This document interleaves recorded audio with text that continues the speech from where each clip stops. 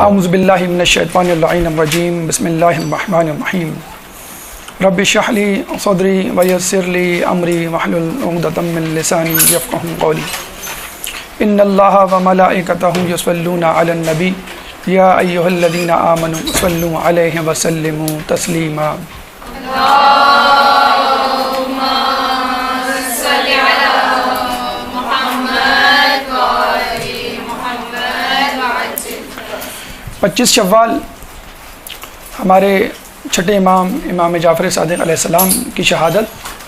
ایک درود پڑھ دیں محمد والے محمد. اللہم صل علی محمد وآل محمد وعجل. ایک روایت کے مطابق 15 شوال تاریخ شہادت ہمیں ملتی ہے. دیکھا جائے تو بی بی سیدہ سلام اللہ علیہ کی شہادت کی طرح چھٹے امام کی شہادت کی بھی 2 تاریخیں ہیں، اور اس میں کسی ابہام، اشکال، تردد یا کسی پریشانی کی ضرورت نہیں.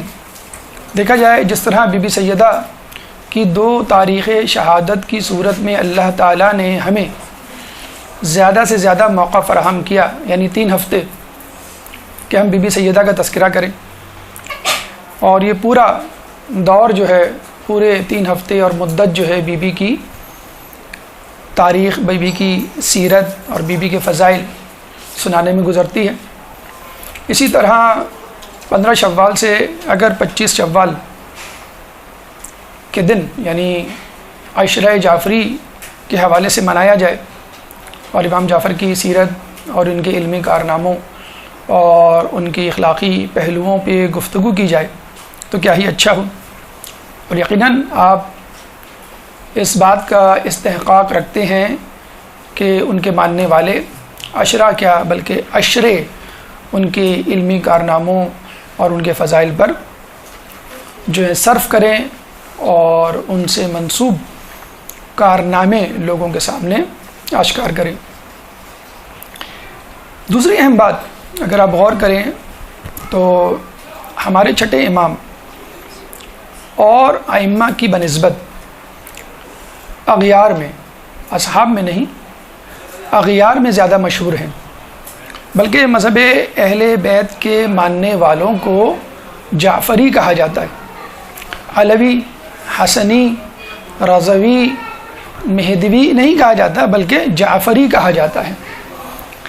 لیکن اگر آپ غور کریں کہ کیا وجہ ہے کہ ہمارا فقہ علوی، حسنی یا رضوی یا مہدوی کے نام سے نہیں بلکہ جعفری کے نام سے مشہور ہے، اور آپ یہ غور کریں کہ امام جعفر ہی کیوں مشہور ہیں اور دیگر امام کیوں نہیں مشہور ہوئے. لیکن اس سے پہلے کہ ہم یہ بات آپ کو بتلائیں کہ امام جعفر کیوں مشہور ہوئے، پہلے ہمیں ان ائمہ کی طرف توجہ دینی چاہیے کہ جو مشہور ہوئے.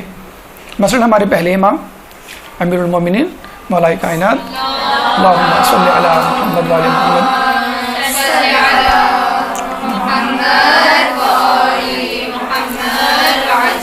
مشہور ہوئے، اور نہ صرف احباب میں بلکہ اغیار میں ان کا نام لیا جاتا ہے، ادب سے لیا جاتا ہے، احترام سے لیا جاتا ہے، فضائل بیان کیے جاتے ہیں. اور ہمارے آخری امام محمد مہدی سلام اللہ علیہ عجل اللہ تعالی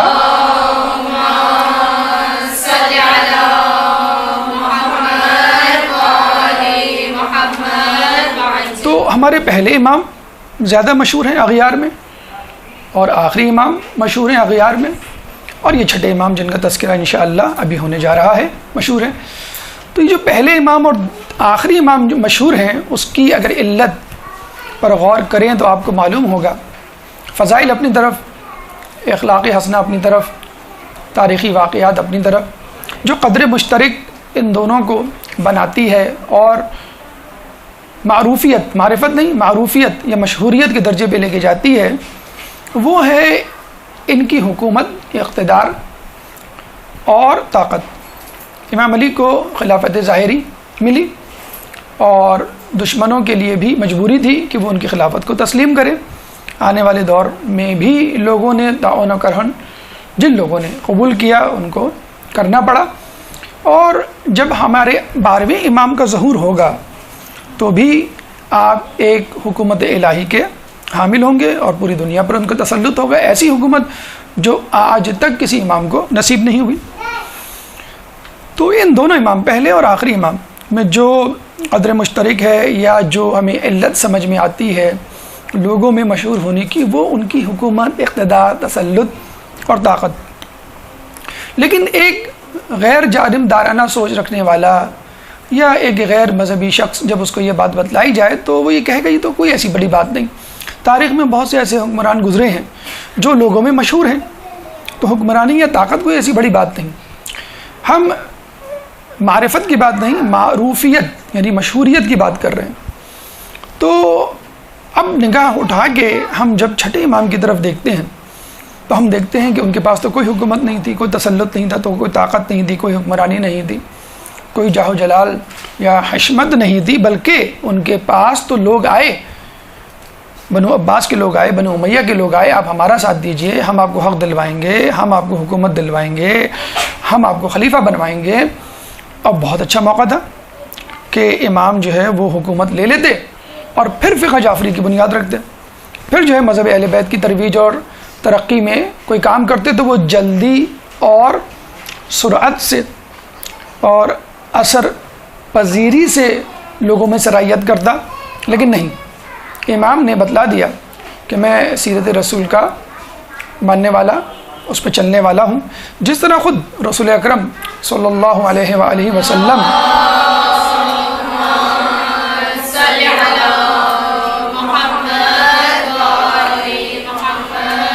جس طرح رسول اکرم کو باقاعدہ پیشکش کی گئی اور کہا گیا کہ ہم آپ کو حکومت دیں گے مگر آپ یہ کام چھوڑ دیں، رسول حکومت لے لیتے، اور جب آدمی حاکم بن جاتا ہے تو کیسا معاہدہ، کیسا عہد، اور بڑے آرام سے اسلام کی ترویج و ترقی میں جو ہے وہ کام کرتے۔ لیکن رسول اللہ نے ایسا نہیں کیا۔ کیوں؟ کہ اسلام بظور طاقت پھیلنے کی سکت نہیں رکھتا، یا یوں سمجھ لیجئے اس کا یہ خاصہ نہیں ہے۔ اگر امام آئیں گے تو آپ یہ نہ سمجھیے کہ بظور طاقت وہ اسلام کو پھیلائیں گے، وہ اسی طرح پھیلائیں گے جس طرح رسول نے پھیلایا، یعنی دلوں میں اثر پذیری۔ ہاں، کچھ ہٹ دھرم ہوں گے جن کے لیے طاقت کا استعمال کیا جائے گا، تلوار کی ضرب ضروری ہوگی۔ تو چھٹے امام نے بھی وہی کیا کہ حکومت کو نظر انداز کیا اور علمی میدان میں قدم رکھا اور لوگوں کو اصل حقائق سے آگاہ کیا۔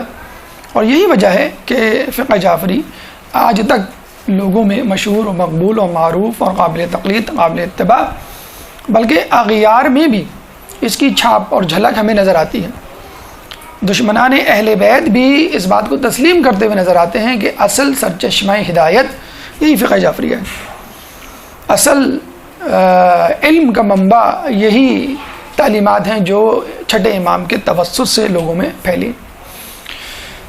تو آپ نے دیکھا کہ امام علی کی مشہوریت یا شہرت اور امام زمانہ کی مشہوریت یا شہرت اغیار میں اپنی جگہ مسلم، لیکن اغیار نے بظاہر ہمیں یہی لگتا ہے کہ ان کی حکومت و تسلط و اقتدار اور طاقت سے متاثر ہو کے ان کی شہرت کو قبول کیا، ان کی شخصیت کو قبول کیا۔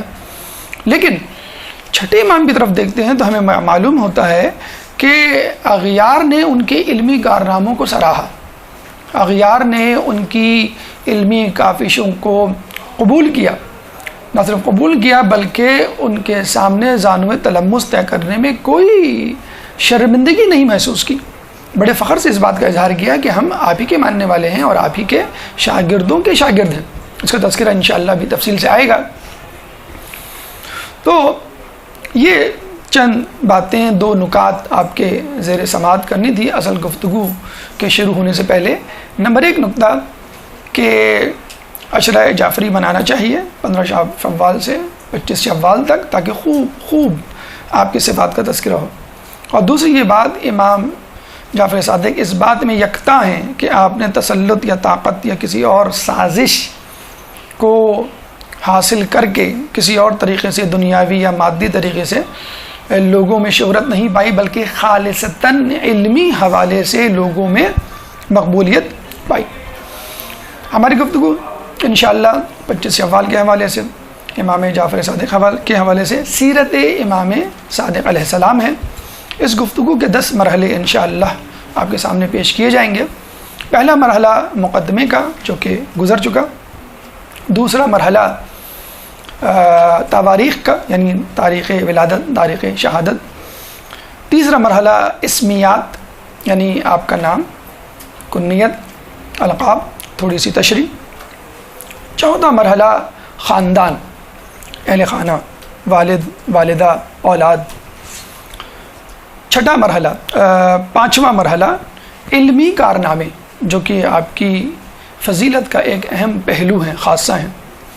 چھٹا مرحلہ اخلاقی کمالات، علم کے ساتھ اخلاق میں کس درجے پر آپ فائز ہیں، اخلاق کی کیا معراج آپ کے اندر پائی جاتی ہے۔ ساتواں مرحلہ کرامات، اگر کسی شخص میں علم، اخلاق اور فضائل کے تمام پہلو نظر آئیں تو یقیناً اللہ تعالیٰ اس کا ہاتھ بن جاتا ہے، اس کے کان بن جاتا ہے، اس کی آنکھیں بن جاتا ہے، اور پھر کرامات کا ظہور ہوتا ہے۔ جب ایک عام انسان کے ساتھ ایسا ہو تو امام معصوم کے ساتھ کیوں نہیں ہو سکتا۔ تو ساتواں مرحلہ امام کے کرامات کے حوالے سے گفتگو کی جائے گی۔ آٹھواں مرحلہ بادشاہان وقت، امام کے دور میں کون بادشاہ تھے اور انہوں نے کس طرح امام کو تنگ کرنے کی کوشش کی، ذلیل کرنے کی، نعوذ باللہ رسوا کرنے کی کوشش کی، اور خود کس طرح ذلیل اور رسوا ہوئے۔ اور یہ اس لیے بھی ضروری ہے کہ تعرف الاشیاء بازدادہا، کہ اشیاء کو ان کی ضدوں سے پہچانو۔ اگر آپ امام کی معرفت تک نہیں پہنچ سکتے، جو کہ نہیں پہنچ سکتے، حقیقت میں کسی بھی امام کی حقیقی معرفت ہمارے لیے ممکن نہیں، تو ٹھیک ہے آپ ان کے دشمنوں کو دیکھ لیجئے اور اس کو الٹا کر دیجئے۔ ان کے دشمن رذالت، فاسقیت، گناہگاری، معصیت کے اعتبار سے پستیوں کی پستی میں ہیں، اور اس کو الٹا کر دیں تو ہمارے امام جو ہیں وہ فضائل کے اعتبار سے، علم کے اعتبار سے، اخلاق کے اعتبار سے بلندیوں کی بلندی پر ہیں۔ آٹھواں مرحلہ جیسے ہم نے بتایا بادشاہ نے وقت کا مختصراً تذکرہ ہوگا۔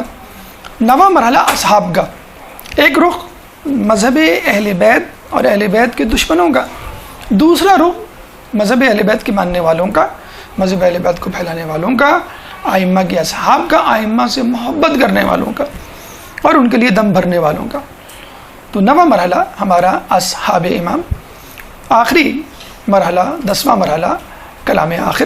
اللہ تعالیٰ سے دعا ہے کہ ان تمام مراحل پر بخوش اسلوبی سے پرخلوص نیت کے ساتھ گزرنے کی توفیق عطا فرما، گفتگو کو، بحث کو سمجھنے کی توفیق عطا فرما، اور پھر ہم سب کو اس پہ عمل کرنے کی توفیق عطا فرما۔ ایک درود پڑھ دیں محمد والے محمد پہ۔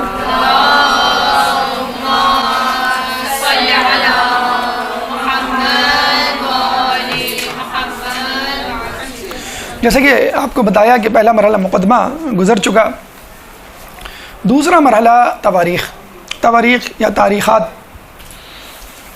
کو اگر ہم لیں تو تاریخ ولادت، آپ کی تاریخ ولادت 17 ربیع الاول 83 ہجری 83 ہجری 17 ربیع الاول 17 ربیع الاول جیسے ہی ہمارے ذہن میں آتی ہے فوراً ہی رسول اکرم صلی اللہ علیہ وآلہ وسلم اللہم صلی علی محمد وعلی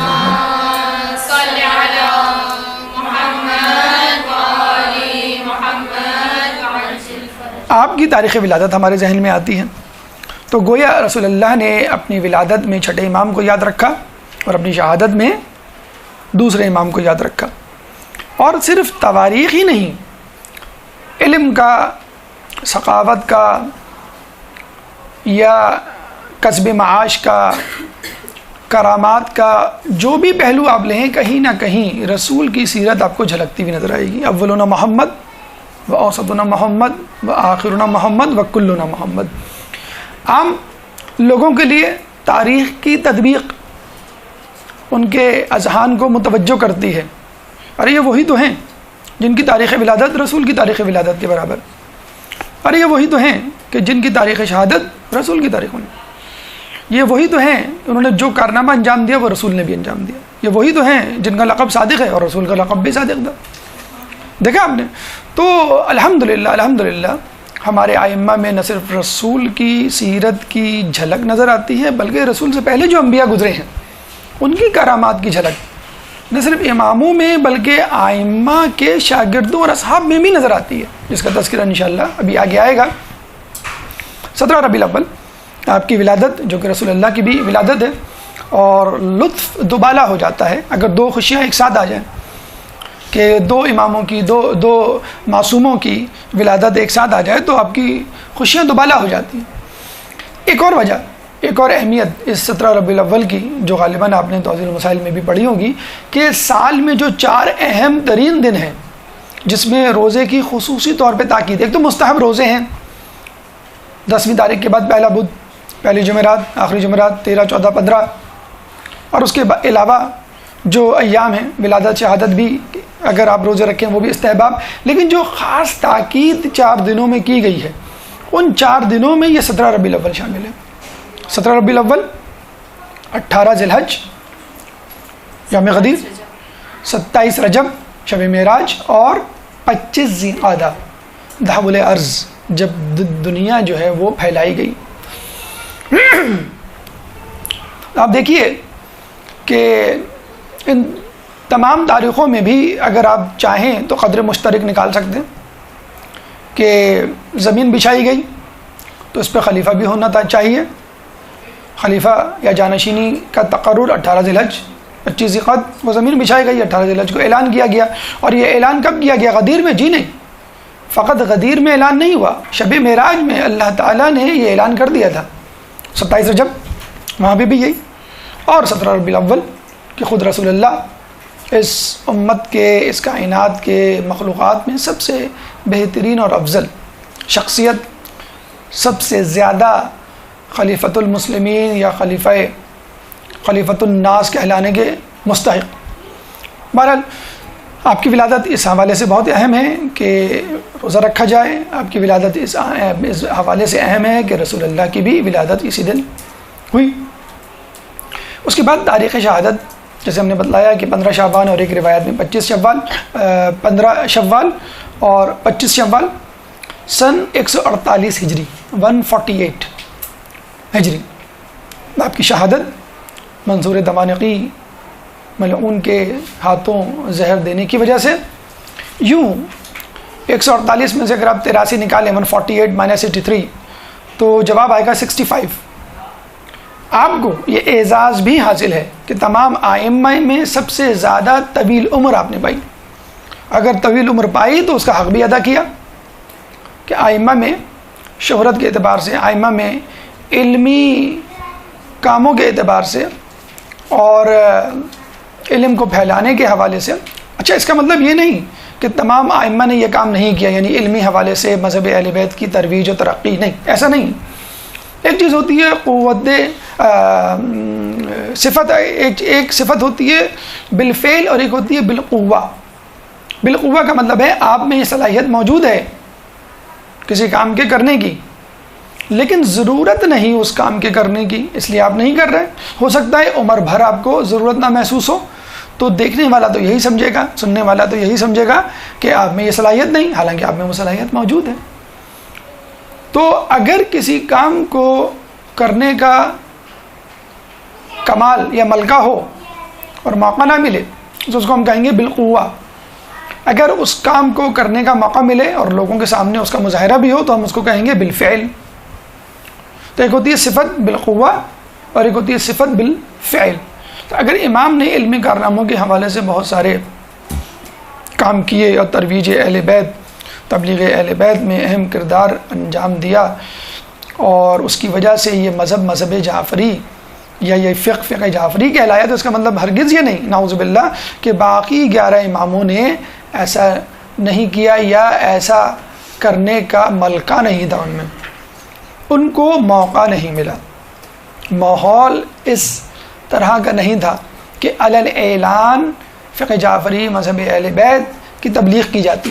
چوتھے امام دیکھا آپ نے کہ کس طرح دعاؤں اور خطبوں کی صورت میں جو ہے وہ اسلام کو پھیلا رہے۔ اسی طرح 7ویں امام قید میں رہ کر تبلیغ کر رہے ہیں، قید خانے میں اگر کوئی مل جائے تو اس کو ہی تبلیغ شروع کر دی، قید خانے میں کوئی بہکانے آئی تو اس کو سجدے میں پلٹا دیا اور سبون قدوسن کی وہ صدا لگاتی رہی فجر میں۔ تو اس کا مطلب کیا ہوا کہ کچھ کو موقع ملا، کچھ کو موقع نہیں ملا، کچھ کو زیادہ ملا، کچھ کو کم ملا۔ اگر امام حسین نے تلوار نکالی تو اس کا مطلب یہ نہیں کہ باقی لوگوں نے اگر تلوار نہیں نکالی، باقی کسی امام نے، تو نعوذ باللہ وہ بہادر نہیں تھے، نعوذ باللہ من ذالک۔ نہیں، موقع محل ایسا نہیں تھا، ماحول ایسا نہیں تھا، اور حکمت یہ نہیں اجازت دیتی تھی کہ آپ تلوار نکالیں۔ تو یہ آپ کی تاریخ شہادت اور یہ آپ کی عمر مبارک 65 اور 65 سال کا جو طویل عرصہ ہے انہوں نے حق ادا کیا، اور اس کو ذرہ برابر بھی جو ہے وہ دنیاوی حوالے سے یا طاقت کے حصول کے حوالے سے صرف کرنے کی نہیں سوچی، بلکہ مذہب اہل بیت کی حقیقی شکل یا اسلام کا اصل چہرہ لوگوں کو دکھانے میں ہم وطن مشغول رہے۔ اس کے بعد آئیے اسمیات کی طرف، ہماری گفتگو کا تیسرا مرحلہ، لیکن اس سے پہلے ایک صلوات پڑھ دیں۔ اللہم صلی علی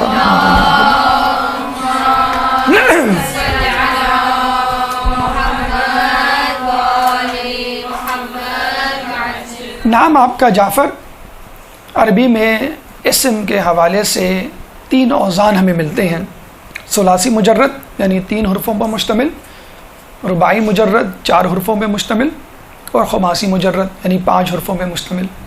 تو جو 4 حرفوں پہ مشتمل اوزان ہیں وہ کم و بیش 5 یا 6 ہیں، جس میں پہلا وزن ہے جعفر، اور یہی امام کا نام ہے جعفر، جس کے معنی ہے نہر۔ اور یہ بھی روایتوں میں ملتا ہے کہ جنت میں ایک نہر کا نام جعفر ہے۔ ٹھیک، اس میں عام بھی ہو گیا، اس میں خاص بھی ہو گیا۔ اور علماء اعلام نے یہ نقطہ نکالا کہ جو لوگ مذہب اہل بیت کے ماننے والے ہیں، فقہ اہل بیت پر عمل پیرا ہیں، وہ گویا اس علمی دریا سے سیراب نہیں ہو رہے، بلکہ وہ اس بہشتی نہر کی طرف گامزن ہیں جو قیامت میں ان کی پیاس بجھانے کا سبب بنے گی۔ جس نے دنیا میں فقہ جعفریہ کی نہر یا دریا سے سیراب ہونے کا انتظام کیا، گویا اس نے اپنا سفر جنت کی نہر جعفر کی طرف جاری کیا، اور اس کا اختتام اسی نہر پہ ہوگا۔ تو علم کی نہر جعفر کا اختتام جنت کی نہر یعنی جعفر میں ہوگا انشاءاللہ تعالی۔ کنیت ابو عبداللہ، آپ کے صاحبزادے عبداللہ کے نام پر، لقب صابر، فاضل اور صادق۔ صادق لقب یقیناً بہت مشہور اور معروف ہے، اس میں نکتہ بھی ہے اور علت بھی ہے۔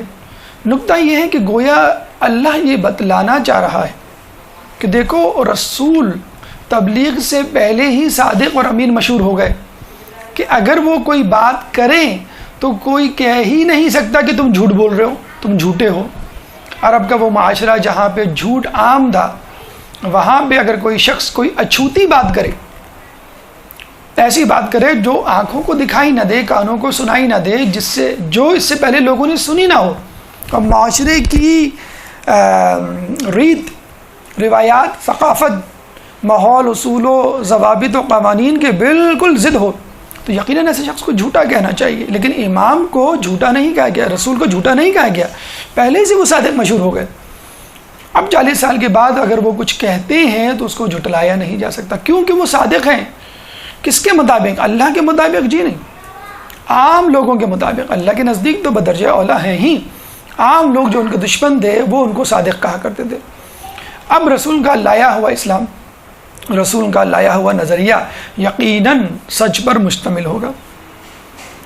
چھٹے امام کی طرف آئیے کہ جب جھوٹ کا دورہ تھا، ایک طرف بادشاہان وقت اپنے فسق و فجور کو عین اسلام ثابت کرنے پہ تلے ہوئے تھے، دوسری طرف دنیا کے لوگوں کے بنائے ہوئے امام اور علماء سو اپنے آپ کو اسلام کا حقیقی ترجمان کہہ رہے تھے۔ تو ایسے ماحول میں یقین، معرفت یا علم یا اصل اسلام کو حاصل کرنا جوئے شیر لانے کے مترادف تھا۔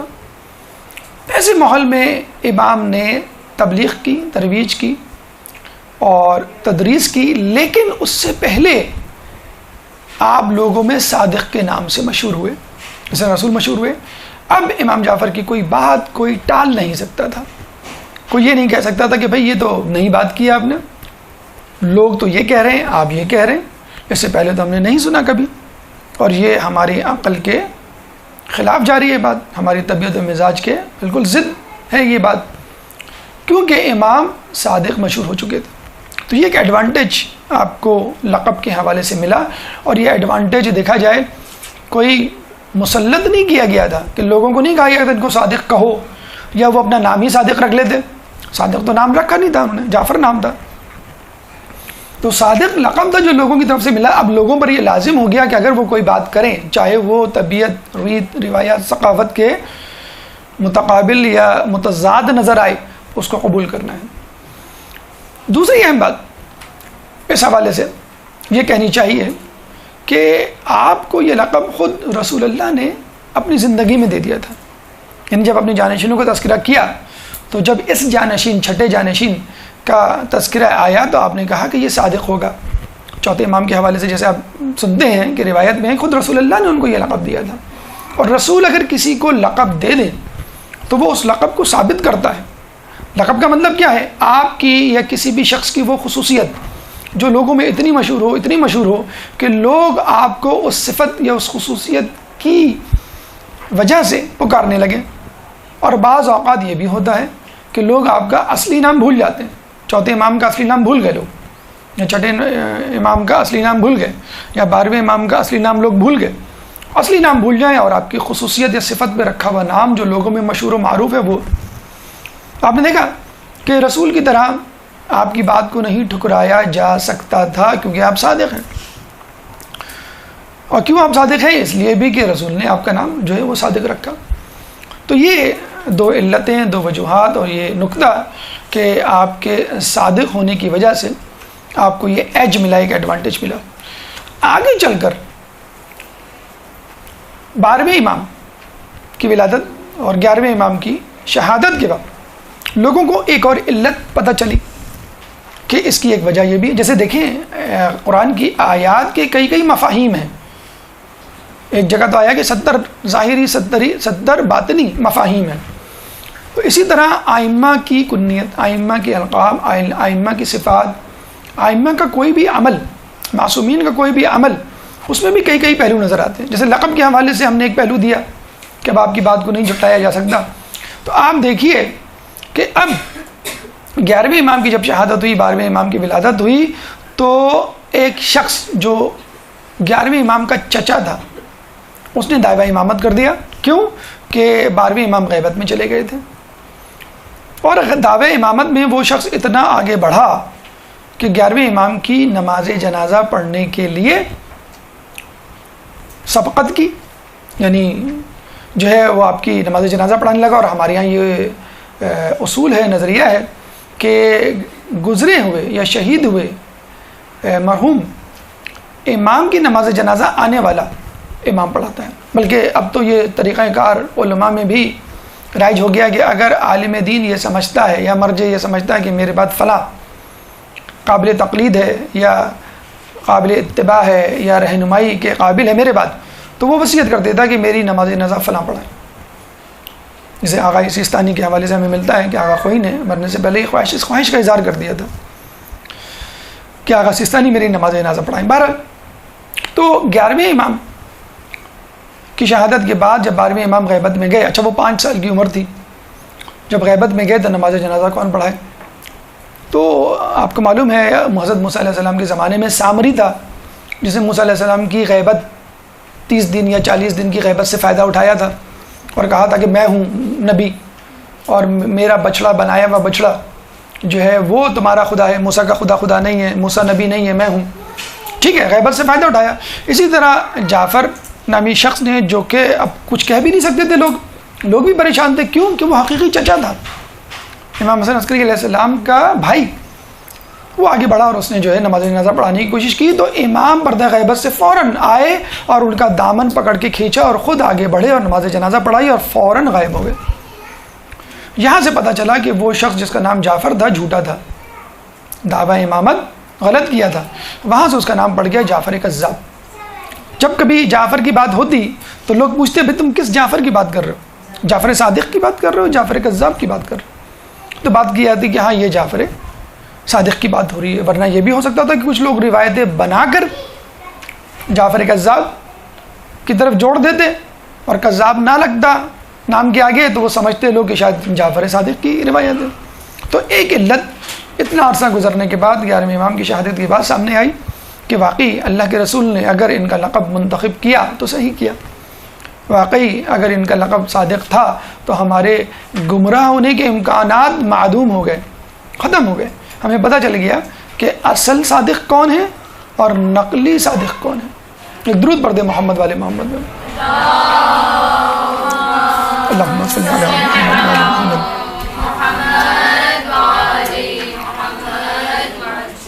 تو آپ کا لقب صادق، صابر، فاضل، آپ کی کنیت ابو عبداللہ، نام جعفر، گفتگو میں آپ نے سنی۔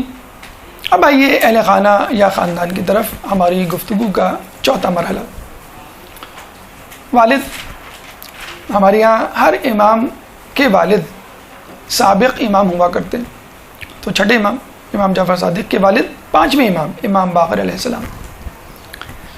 والدہ ام فروہ، تذکرہ کرنا اس لیے ضروری ہے کہ ان کے خاندان کی طرف اگر ہم جائیں تو جسے کہتے ہیں کہ بھویں تھوڑی سی اوپر ہو جائیں گی، ماتھے پہ شکنیں آ جائیں گی، لیکن جب آپ حال احوال سنیں گے تو آپ حیران ہوں گے کہ بھئی وَتُخْرِجُ الْمَيَّ مِنَ الْحَيِّ وَتُخْرِجُ الْمَيَّ مِنَ الْحَيِّ والی جو ہے صورتحال ہے کہ اللہ تعالیٰ بے جان سے جاندار کو، جاندار سے بے جان کو نکالتا ہے۔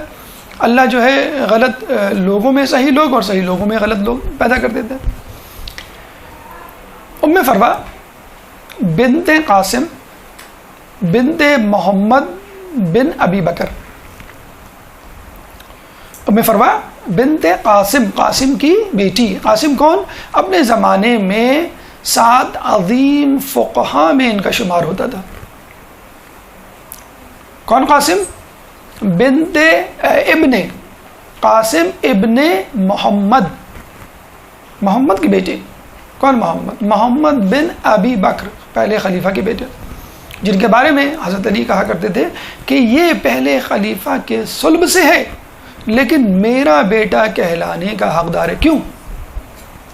کہ پہلے خلیفہ کے دوستان، حمایتان اور جانثاران علی کے مقابل کھڑے ہوا کرتے تھے، اور محمد بن ابی بکر پہلے خلیفہ کے بیٹے ہونے کے باوجود علی کے ساتھ کھڑے ہوا کرتے تھے۔ جنگ صفین، جنگ جمل، اس کے علاوہ جتنی بھی جنگیں ہوئیں، جنگ جمل میں، ہاں جنگ صفین نہیں، جنگ جمل، کیونکہ جنگ جمل میں ہی ان کی شہادت ہوئی۔ جنگ جمل میں جو ان کی شہادت ہے وہ سننے کے قابل ہے کہ حاکم شام نے محمد بن ابی بکر کو زندہ گدھے کی کھال میں سی کر جلا دیا تھا۔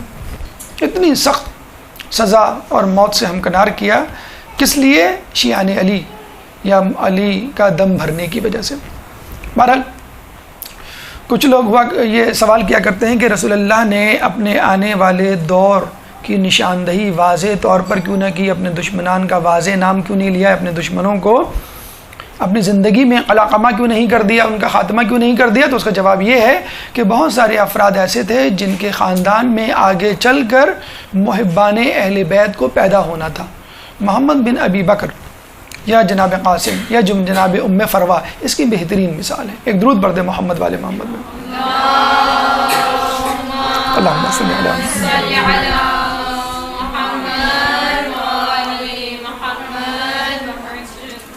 والد، والدہ کا تذکرہ آپ کے سامنے کیا گیا۔ اولاد، 10 اولادیں ہیں شیخ مفید کی تحقیق کے مطابق۔ اہم ترین اولادوں میں 2 اولاد کا تذکرہ ضروری ہے۔ ایک تو امام موسیٰ کاظم علیہ السلام، ہمارے 7ویں امام، اور جناب اسماعیل۔ جناب اسماعیل آپ کے سب سے بڑے بیٹے تھے، سب سے بڑے بیٹے۔ لوگوں میں یہ بات مشہور ہو گئی تھی کہ جو سب سے بڑا بیٹا ہوتا ہے وہی امامت کا حقدار ہوتا ہے، بالکل اسی طرح جس طرح بادشاہت کے لیے کہا جاتا ہے۔ اچھا، جناب اسماعیل بلا شبہ تقوی کے اعلیٰ درجے پہ تھے، عبادت گزار تھے، عالم تھے، اور ہر صفت جو ہونی چاہیے ایک نیک انسان میں وہ ان میں تھی، لیکن اس کا مطلب پھر بھی یہ نہیں ہوگا کہ آپ ہی امام بنے. ہر نیک شخص امام نہیں بن سکتا. خود جو ہے وہ ائمہ کے خاندان میں کئی لوگ ایسے گزرے ہیں. ایک تو وہ جنہوں نے جھوٹا دعوی امامت کیا جیسے جعفر کذاب، لیکن کچھ لوگ ایسے بھی تھے جو نیکی کے اعلیٰ درجے پہ تھے اور انہوں نے خود دعویٰ نہیں کیا بلکہ خود جو ہے لوگوں نے ان کو اپنا امام مشہور کر دیا. مثلا جناب اسماعیل کے بارے میں ملتا ہے تو کہا یہ جاتا ہے کہ جناب اسماعیل کا انتقال خود چھٹے امام کی زندگی میں ہو گیا، اور جب ان کو دفنانے کے لیے لے جانے لگے جنت المقی تو امام جعفر صادق قدم قدم پر تھوڑے تھوڑے فاصلے پر جنازے کو رکھواتے اور ان کی زیارت کرواتے اور لوگوں کو کہتے کہ دیکھو یہ ہے میرا بیٹا اسماعیل جس کا انتقال ہو گیا. اور اللہ تعالیٰ نے امامت کے سلسلے میں جس طرح اپنی حجت کو اس دفعہ آشکار کیا ہے اس سے پہلے کبھی آشکار نہیں کیا. یعنی اگر امامت کے حوالے سے کسی کو کوئی شک یا شبہ ہو جائے اور اس کا اشکال پیدا ہو جائے اور اس کا جواب تلاش کرنے نکلے تو ہو سکتا ہے بہت سارے جواب اس کو مل جائیں، لیکن یہ بھی تو ممکن ہے کہ جواب میں وہ وزن نہ ہو اور وہ مطمئن نہ ہو. تو چنانچہ امام نے کہا کہ اس اشکال کو دور کرنے کے لیے اللہ تعالیٰ نے جو طریقہ اپنایا ہے، یعنی امام کو سمجھنے والے، غلط یا جھوٹا امام سمجھنے والے، اس امام کو، لوگوں کے بنائے ہوئے امام کو جو اس دنیا سے جو رخصت کر دیا میری ہی زندگی میں، تاکہ لوگوں میں مکمل طور پہ یہ بات ثابت ہو جائے کہ میرے بعد اسماعیل کسی طور پر بھی امام نہیں ہو سکتے. وہ چھٹے امام کی زندگی ابھی باقی تھی، لیکن بہرحال کچھ لوگوں نے جو ہے جناب اسماعیل کو اپنا امام جانا، اور جب ان سے کہا کہ ابھی ان کا تو انتقال ہو گیا ہے، انہوں نے کہا کوئی بات نہیں، ان کے جو بیٹے ہیں ہم ان کو اس کے بعد امام مان لیں گے. اس کے بعد جو ان کے بیٹے ہیں ان کے بیٹے اس طرح کرتے کرتے کرتے یہ فرقہ شروع میں اسماعیلی کہلایا. یہ فرقہ شروع میں اسماعیلی کہلایا. اب یہ سلسلہ چلتا رہا. ساتویں امام موسیٰ کاظم نہیں تھے بلکہ کون تھے؟ جناب اسماعیل. پھر 8ویں 9ویں 10ویں 11ویں 19ویں امام پر پھر یہی اشکال وارد ہوا. کون سا؟ کہ امام کا بڑا بیٹا بنے یا دوسرا بیٹا جو علم و فضائل میں بہت یکتا اور آگے ہے. بالکل یہی صورتحال بعد میں پیش آ گئی. پھر وہاں پھر جھگڑا شروع ہو گیا. لوگوں نے کہا نہیں بڑے بیٹے کو ہونا چاہیے، دوسرے نے کہا نہیں کہ جو علم و فضائل میں یکتا اس کو ہونا چاہیے. وہاں سے پھر آغا خانی اور بوہری کی جو ہے فروعات شروع ہوئی. یعنی کچھ لوگوں نے کہا کہ نہیں بڑے بیٹے کو جس طرح کہ پہلے کہا گیا ہم اس کو مانیں گے، ان کو اسماعیلی یا آغا خانی فرقہ کہا گیا. یعنی پہلے بوہری اور اسماعیلی دونوں ایک ہی ہوا کرتے تھے اور دونوں کو اسماعیلی کہا جاتا تھا. اب اسماعیلی فقط آغا خانیوں کو کہا جاتا ہے، حالانکہ بوہری بھی ایک زمانے میں اسماعیلی تھے. ٹھیک ہے، تو 19ویں امام کے بعد جو ہے اسماعیلی الگ ہو گئے اور بوہری الگ ہو گئے. اب ان دونوں کے امام الگ ہیں اور ان کے ہاں اس باطل امامت کا سلسلہ جو ہے وہ ابھی بھی جاری ہے. تو یہ ایک بہت اہم واقعہ جو مد نظر رکھنا ضروری ہے، اور یہی وجہ ہے کہ ہمارے ہاں لفظ فقط شیعہ نہیں کہا جاتا بلکہ شیعہ اثنا عشری کہا جاتا ہے. اثنا عشری کا مطلب ہے 12 امامی شیعہ. صحیح بخاری صحیح مسلم کی روایات کے مطابق اور سید سلیمان قندوزی کی لکھی ہوئی کتاب یا نبی المودہ کے مطابق، کنز العمال کے مطابق اور دیگر اغیار کی کتابوں میں یہ حدیثیں اور 12 کا عدد موجود ہے.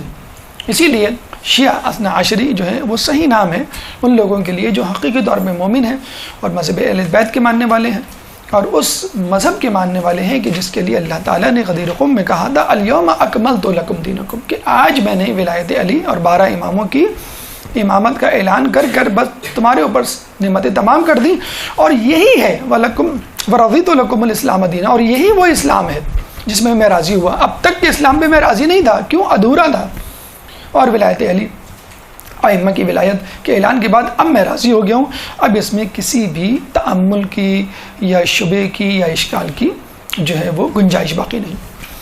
یہ امام کی اولاد اور ان کے خاندان کا تذکرہ. اب آئیے ہم اپنی گفتگو کے 5ویں مرحلے یعنی علمی خدمات کی طرف چلتے ہیں. ایک درود پڑھ دیں محمد والے محمد.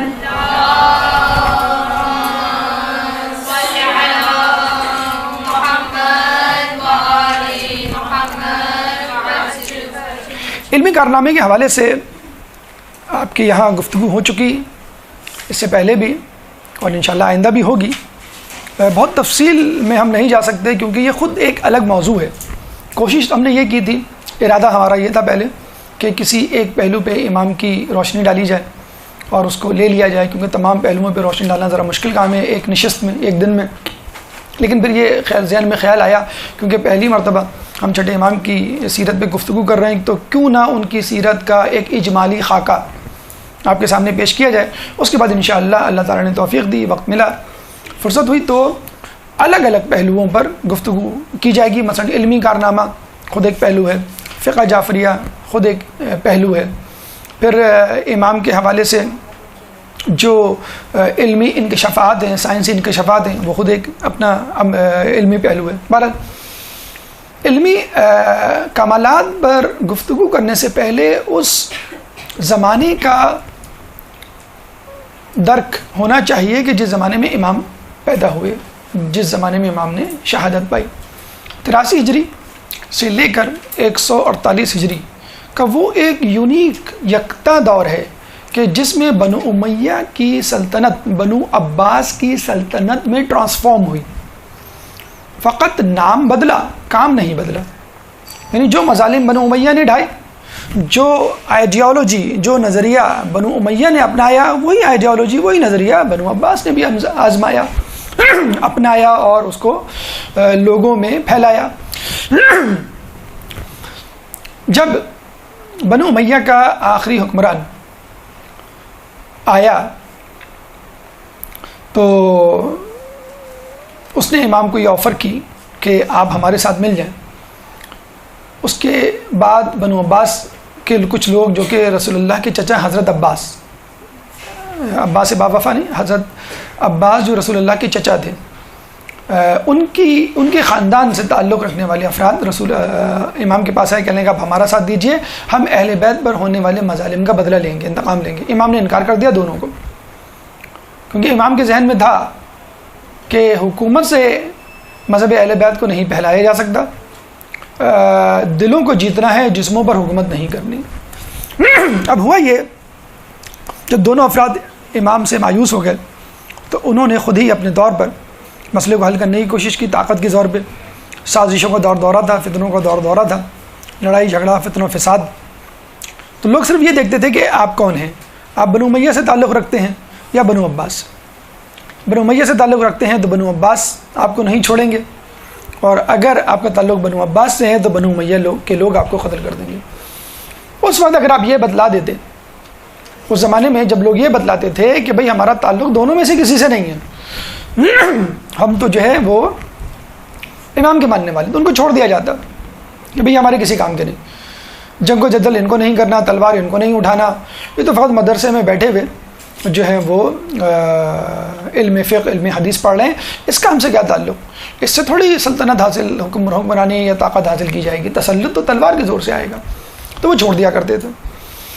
اب اس میں امام کو آپ یہ دیکھ لیجئے کہ جسے یہ سمجھ لیجئے کہ کسی کو پانی میں ڈبویا جا رہا ہو، غرق کیا جا رہا ہو، اور تھوڑی دیر کے لیے اس کو چھوڑ دیا جائے اور اس کی سانس بحال ہو اور وہ سمندر کی سطح سے اوپر آئے، تو وہ جو کچھ کر سکتا ہے اپنی بقا کے لیے یا کسی کام کو جو انجام دینا چاہتا ہے وہ کرے گا. یوں سمجھ لیجیے تمام ائمہ میں چھٹے امام کو یہ موقع مل گیا کہ لوگوں کی ذرہ برابر بھی توجہ آپ کی طرف نہیں تھی کہ آپ کیا کر رہے ہیں، کیا نہیں کر رہے ہیں. دے ڈیم کیئر. علم پھیلا رہے ہیں، کوئی بات نہیں، پھیلاؤ، ہمارا اس سے کیا تعلق، علم ہمارے لیے کوئی اہم کام ہے ہی نہیں. امام نے علل اعلان، پہلی مرتبہ ایسا ہوا کہ امام نے علل اعلان فقہ جعفری، مذہب اہل بیت اور اسلام کے اصل چہرے کو لوگوں کے سامنے پیش کیا. فائدہ اس زمانے میں فقط امام کو نہیں ہوا بلکہ امام کے ماننے والوں کو ہوا، اور سب سے بڑھ کر ایک عجیب فائدہ ان لوگوں کو ہوا کہ جو امام کو مانتے تو تھے لیکن ڈر خوف کی وجہ سے امام کی طرف رجوع نہیں کرتے تھے. کسی کو پتہ چل گیا تو کیا ہوگا.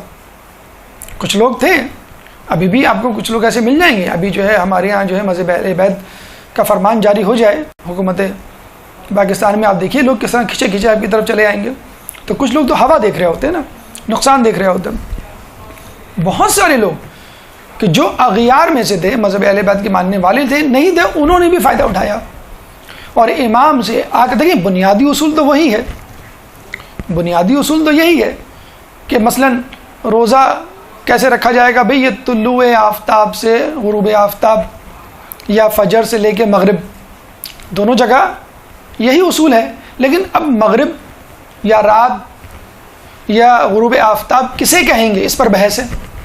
اب یہاں اگر 10 منٹ 12 منٹ کا جو ہے وہ جھگڑا شروع ہو جاتا ہے کہ اتم الصیام الی اللیل، تو لیل کا کیا مطلب ہے، رات کسے کہتے ہیں، وغیرہ وغیرہ.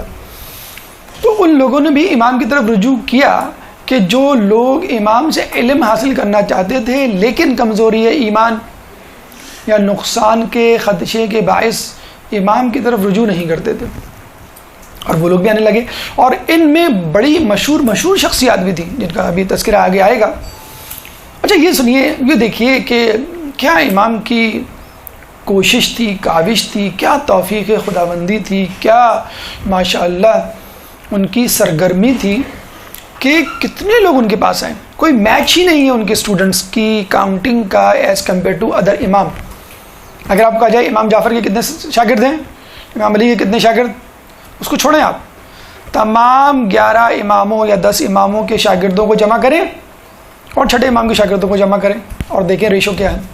یہاں پہ نعوذ باللہ کسی کی تنقیص، تکذیب یا توہین مطلوب نہیں ہے، صرف بتلایا جا رہا ہے کہ امام کو موقع مل گیا تو انہوں نے اس کا حق ادا کر دیا. کسی اور امام کو موقع ملتا وہ بھی حق ادا کر دیتے. امام کو چھوڑ کے، چھٹے امام کو چھوڑ کے تمام ائمہ کے شاگردوں کی کل تعداد فقط 4,500 بنتی ہے، 4,500. اور خود امام جعفر صادق کے شاگردوں کی تعداد 4,000.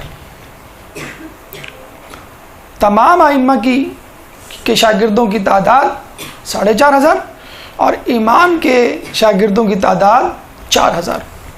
تو آپ دیکھ لیجئے امام نے کتنا زیادہ فائدہ اٹھایا. فقط کوانٹٹی یا تعداد کو مد نظر نہ رکھا جائے، کوالٹی کو بھی مد نظر رکھا جائے. کیوں؟ امام کے شاگردوں میں وہ لوگ شامل تھے جو امام کے نہ صرف دشمن تھے بلکہ امام کے نظریات کے مخالف تھے، لیکن پھر بھی امام کے پاس، جیسے آج کل بہت سارے عیسائی یہودی آپ کو ملیں گے، ملحد آپ کو ملیں گے جو قرآن پڑھتے ہوئے نظر آئیں گے. چنانچہ آپ کے اصحاب تلمذہ میں یا شاگردوں میں بڑے بڑے ہمیں نام ملتے ہیں.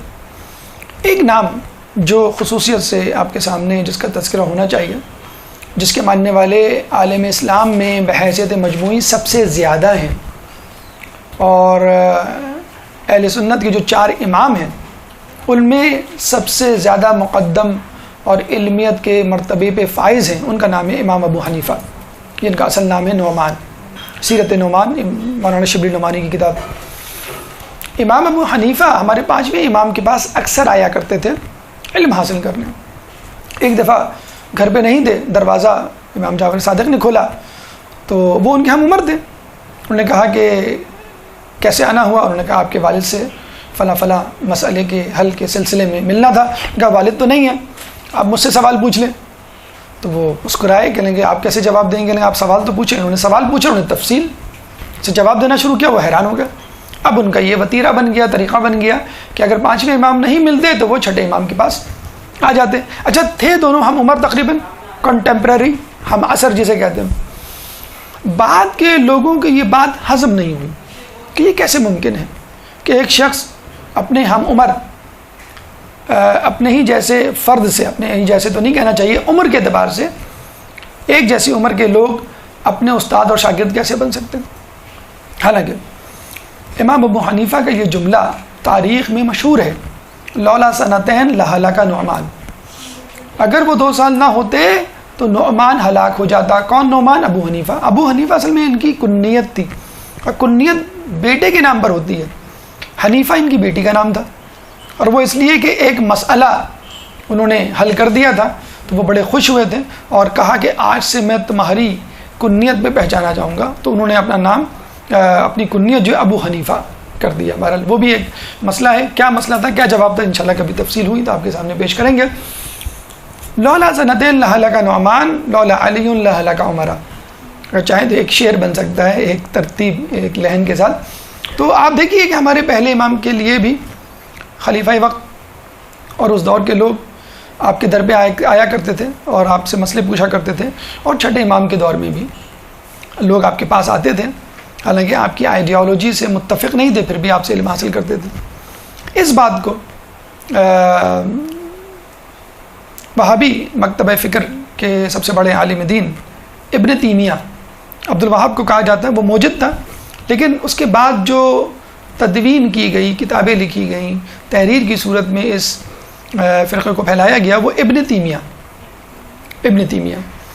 تو ابن تیمیہ نے صاف اس کا انکار کیا ہے اور یہ کہا ہے کہ بھئی امام جعفر امام ابو حنیفہ دونوں ہم عصر تھے، ایک عمر کے تھے، تو میں نہیں مانتا کہ ایک استاد ایک شاگرد، یعنی امام جعفر استاد اور امام ابو حنیفہ جو ہیں وہ شاگرد. اس بات کو ہم نہیں کہہ رہے. شبلی نعمانی نے اپنی کتاب سیرت نعمان میں صفحہ نمبر 36 میں لکھا ہے. کیا لکھا ہے؟ یہ ہمارے الفاظ نہیں، خود شبلی نعمانی کے الفاظ ہیں، بہت بڑے مورخ اہل سنت کے. وہ لکھتے ہیں کہ یہ شبلی نعمانی کے الفاظ میں دہرا رہا ہوں آپ کے سامنے. یہ ابن تیمیہ کی گستاخی اور خیرات چشمی ہے. یہ جو ریمارکس دیے تھے ابن تیمیہ نے کہ دونوں ہم عصر ہیں اور دونوں شاگرد استاد کا درجہ تعلق نہیں رکھ سکتے، اس بات پہ جو کمنٹ دیا ہے، تبصرہ دیا شبلی نعمانی نے، کیا دیا ہے کہ یہ ابن تیمیہ کی گستاخی اور خیرات چشمی ہے. کہاں ابو حنیفہ اور کہاں اہل بیت؟ علم فقہ، علم حدیث، غرض ہر علم کا سرچشمہ اہل بیت ہیں، اور اہل بیت سے زیادہ، اہل بیت سے متعلق علم کو اس کے گھر والوں سے زیادہ کون جان سکتا ہے؟ یعنی یہ سارے علوم اہل بیت سے نکلے ہیں، اور اس علم سے سب سے زیادہ اگر کوئی واقف ہونے کا سزاوار ہے تو وہ شخص ہے جو خود اہل بیت کا حصہ ہے، یعنی کہ امام جعفر امام باقر. اور یہ جو ہے پورا صفحہ ان کا جو ہے اس کتاب سیرت نعمان میں موجود ہے، جس میں انہوں نے باقاعدہ اعتراف کیا ہے. تو آپ اس سے بھی فقہ جعفری، فقہ حنفی یا دیگر فقہ کا کمپیریزن یا تقابل جو ہے وہ اندازہ لگا سکتے ہیں. تو اگر ہمارے علماء میں سے اکثر یہی کہا، کبھی جب امام جعفر کا تذکرہ کرتے تھے تو وہ کہتے تھے کہ جب دوسروں تک بات پہنچانی ہو کہ استاد ابو حنیفہ جناب امام جعفر صادق علیہ السلام کی آج شہادت ہے مثلا. بہرحال اس کے علاوہ اور بہت سارے ہمیں مثلا محمد بن مسلم کے حوالے سے واقعہ ملتا ہے کہ رات میں کسی شخص نے محمد بن مسلم سے آگے کوئی مسئلہ پوچھا، تو محمد بن مسلم جو کہ امام جعفر کے صحابی تھے، شاگرد تھے، انہوں نے کہا اتنی رات گئے تک تم میرے پاس کیوں آئے اور کس نے تم کو بھیجا؟ تو انہوں نے بتایا مجھے فلاں نے بھیجا ہے. اور جب امام محمد بن مسلم دوسرے دن مسجد میں گئے تو پتہ چلا کہ جس کا نام لیا گیا تھا وہ شخص ممبر پہ بیٹھ کے کہہ رہا ہے اقول قال رسول اللہ اقول، یعنی رسول اللہ نے یہ کہا اور میں یہ کہتا ہوں. اور انہوں نے جو ہے وہ بات، وہ مسئلہ، وہ حل جو کہ امام جعفر صادق نے بیان کیا تھا رات کے وقت اس شخص کو، وہ مسئلہ اپنے نام سے بیان کر دیا. تو یہ بہرحال ہوا کہ ائمہ اور اہل بیت کے بہت سارے مسائل، بہت سارے اقوال، بہت ساری فضیلتیں جو ہیں وہ دوسروں کے نام کر دی گئیں. یہ بھی ایک تاریخ کا ایک موضوع ہے کہ کس طرح تاریخ میں خیانت کی گئی، اور یہ خیانت ہی ہے جس کی وجہ سے بہت سارے لوگ حقائق تک نہیں پہنچ پا رہے. ایک نام جابر بن حیان کا ہے کہ جو امام کے جاننے والے، ماننے والے، اور اس حوالے سے بھی یکتا و یگانہ کے علم کیمیا پہ ان کو دسترس تھی. بہت سارے علوم، بہت سارے فارمولے، بہت سارے کلیات ابھی بھی علم کیمیا میں انہی کے چل رہے ہیں. لیکن چونکہ وہ پرانے نظریات تھے، ان کا کوئی باقاعدہ نام نہیں تھا، تو لوگوں نے اپنے اپنے نظریات، اپنے اپنے ناموں سے ان کو آگے فارورڈ کر دیا. اور ہم جو کہ انگریزوں کے مغربی افکار کے غلام ہیں، ہم ہر اچھی بات یا ترقی پسند نظریہ جو ہے وہ اغیار سے جو ہے جوڑ دیتے ہیں کہ اس کا ہمارا نعوذ باللہ ہمارے سے کوئی تعلق نہیں. اچھا، فقہ جعفری آپ نے سنا کہ امام کے نام سے فقہ چلا اور فقہ جعفری جو ہے وہ مشہور ہوا، تو کیا امام نے فقط فقہ میں دسترس حاصل کی اور لوگوں کو اس طرف بلایا اور اس طرف دعوت دی؟ ایسا نہیں، امام نے ہر جگہ ہر شعبہ علم میں اپنے علمی کمالات کا مظاہرہ کیا، چاہے وہ علم فقہ ہو، چاہے وہ علم طب ہو، چاہے وہ علم فلسفہ ہو، چاہے وہ ملحدین کا کوئی نظریہ ہو، غرض ہر معاملے میں امام نے جو ہے وہ میدان مارا ہے۔ اس کی تفصیل ایک 5 منٹ کے وقفے کے بعد انشاءاللہ آپ کے سامنے پیش کریں گے کہ کس طرح امام نے فقہ جعفریہ کے علاوہ یا علم دین کے علاوہ دیگر شعبوں میں اپنی قابلیت کا سکہ جمایا۔ ایک درود پڑھ دیں محمد والے محمد پر۔ اعوذ باللہ من الشیطان اللعین الرجیم، بسم اللہ الرحمن الرحیم۔ گفتگو کا سلسلہ ہم وہیں سے شروع کرتے ہیں۔ ہماری گفتگو کا 5واں مرحلہ جاری تھا اور اس میں ہم نے علمی کمالات کا تذکرہ شروع کیا تھا۔ اس دور کے بارے میں بتلایا کہ جب امام نے علم کی ترویج و ترقی کی اور یہ کیوں کر ممکن ہوا۔ اس کے بعد ہم نے یہ کہا کہ نہ صرف یہ کہ فقہ جعفریہ کی بنیاد رکھی، بلکہ علم دین، علم فقہ کے علاوہ جو شعبہ جات تھے اس میں بھی امام نے کمال کا مظاہرہ کیا۔ مثلا امام کو منصور طوانقی نے اپنے دربار میں بلایا اور ہندی طبیب کو آپ کے سامنے کر دیا۔ اس زمانے میں انڈیا یا ہند طب کے اعتبار سے بالکل ایسا ہی تھا جیسے آج کل ایران اور عراق علم دین کے اعتبار سے، یا امریکہ اور انگلینڈ سائنس کے اعتبار سے۔ تو وہ ہندی طبیب جب آیا نعوذ باللہ، اس نے امام کا مذاق اڑایا نعوذ باللہ، اور پھر یہ کہا کہ آپ تو فقط علم کے ایک شعبے یعنی علم دین سے وابستہ ہیں، علم فقہ سے وابستہ ہیں، آپ کو دیگر علوم سے کچھ آشنائی نہیں، آپ کو تو نعوذ باللہ علم طب کی الف بے بھی نہیں آتی۔ امام نے پھر اس کو علم طب کے بنیادی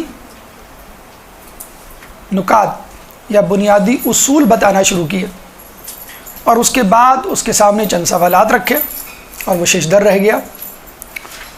امام نے علم طب کے جو بنیادی اصول اس کو بتائے، وہ آپ دیکھیے کہ آج تک میڈیکل سائنس میں وہ ذرعی اصول یا بنیادی کلیات کی حیثیت اختیار کر گئے ہیں۔ مثلا امام نے کہا کہ تم کسی بیماری کا علاج اس کی ضد سے کرو، پہلا اصول، یعنی سردی کا علاج گرمی سے، گرمی کا علاج سردی سے۔ ہم دیکھتے ہیں کسی کو نزلہ زکام ہو جائے تو ہم کیا کہتے ہیں؟ سوپ پلاؤ، یخنی پلاؤ جو شاندہ دو، یا گرم پانی سے غرارے کرو، یا اسٹیم بات لو، وغیرہ وغیرہ۔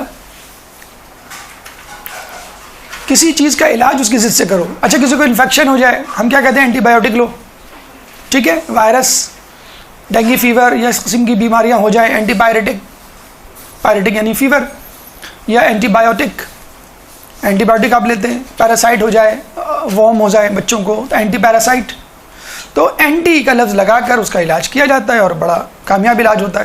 تو امام نے یہ اصول آج سے 1400 سال پہلے بتلا دیا، 1300 سال پہلے بتلا دیا۔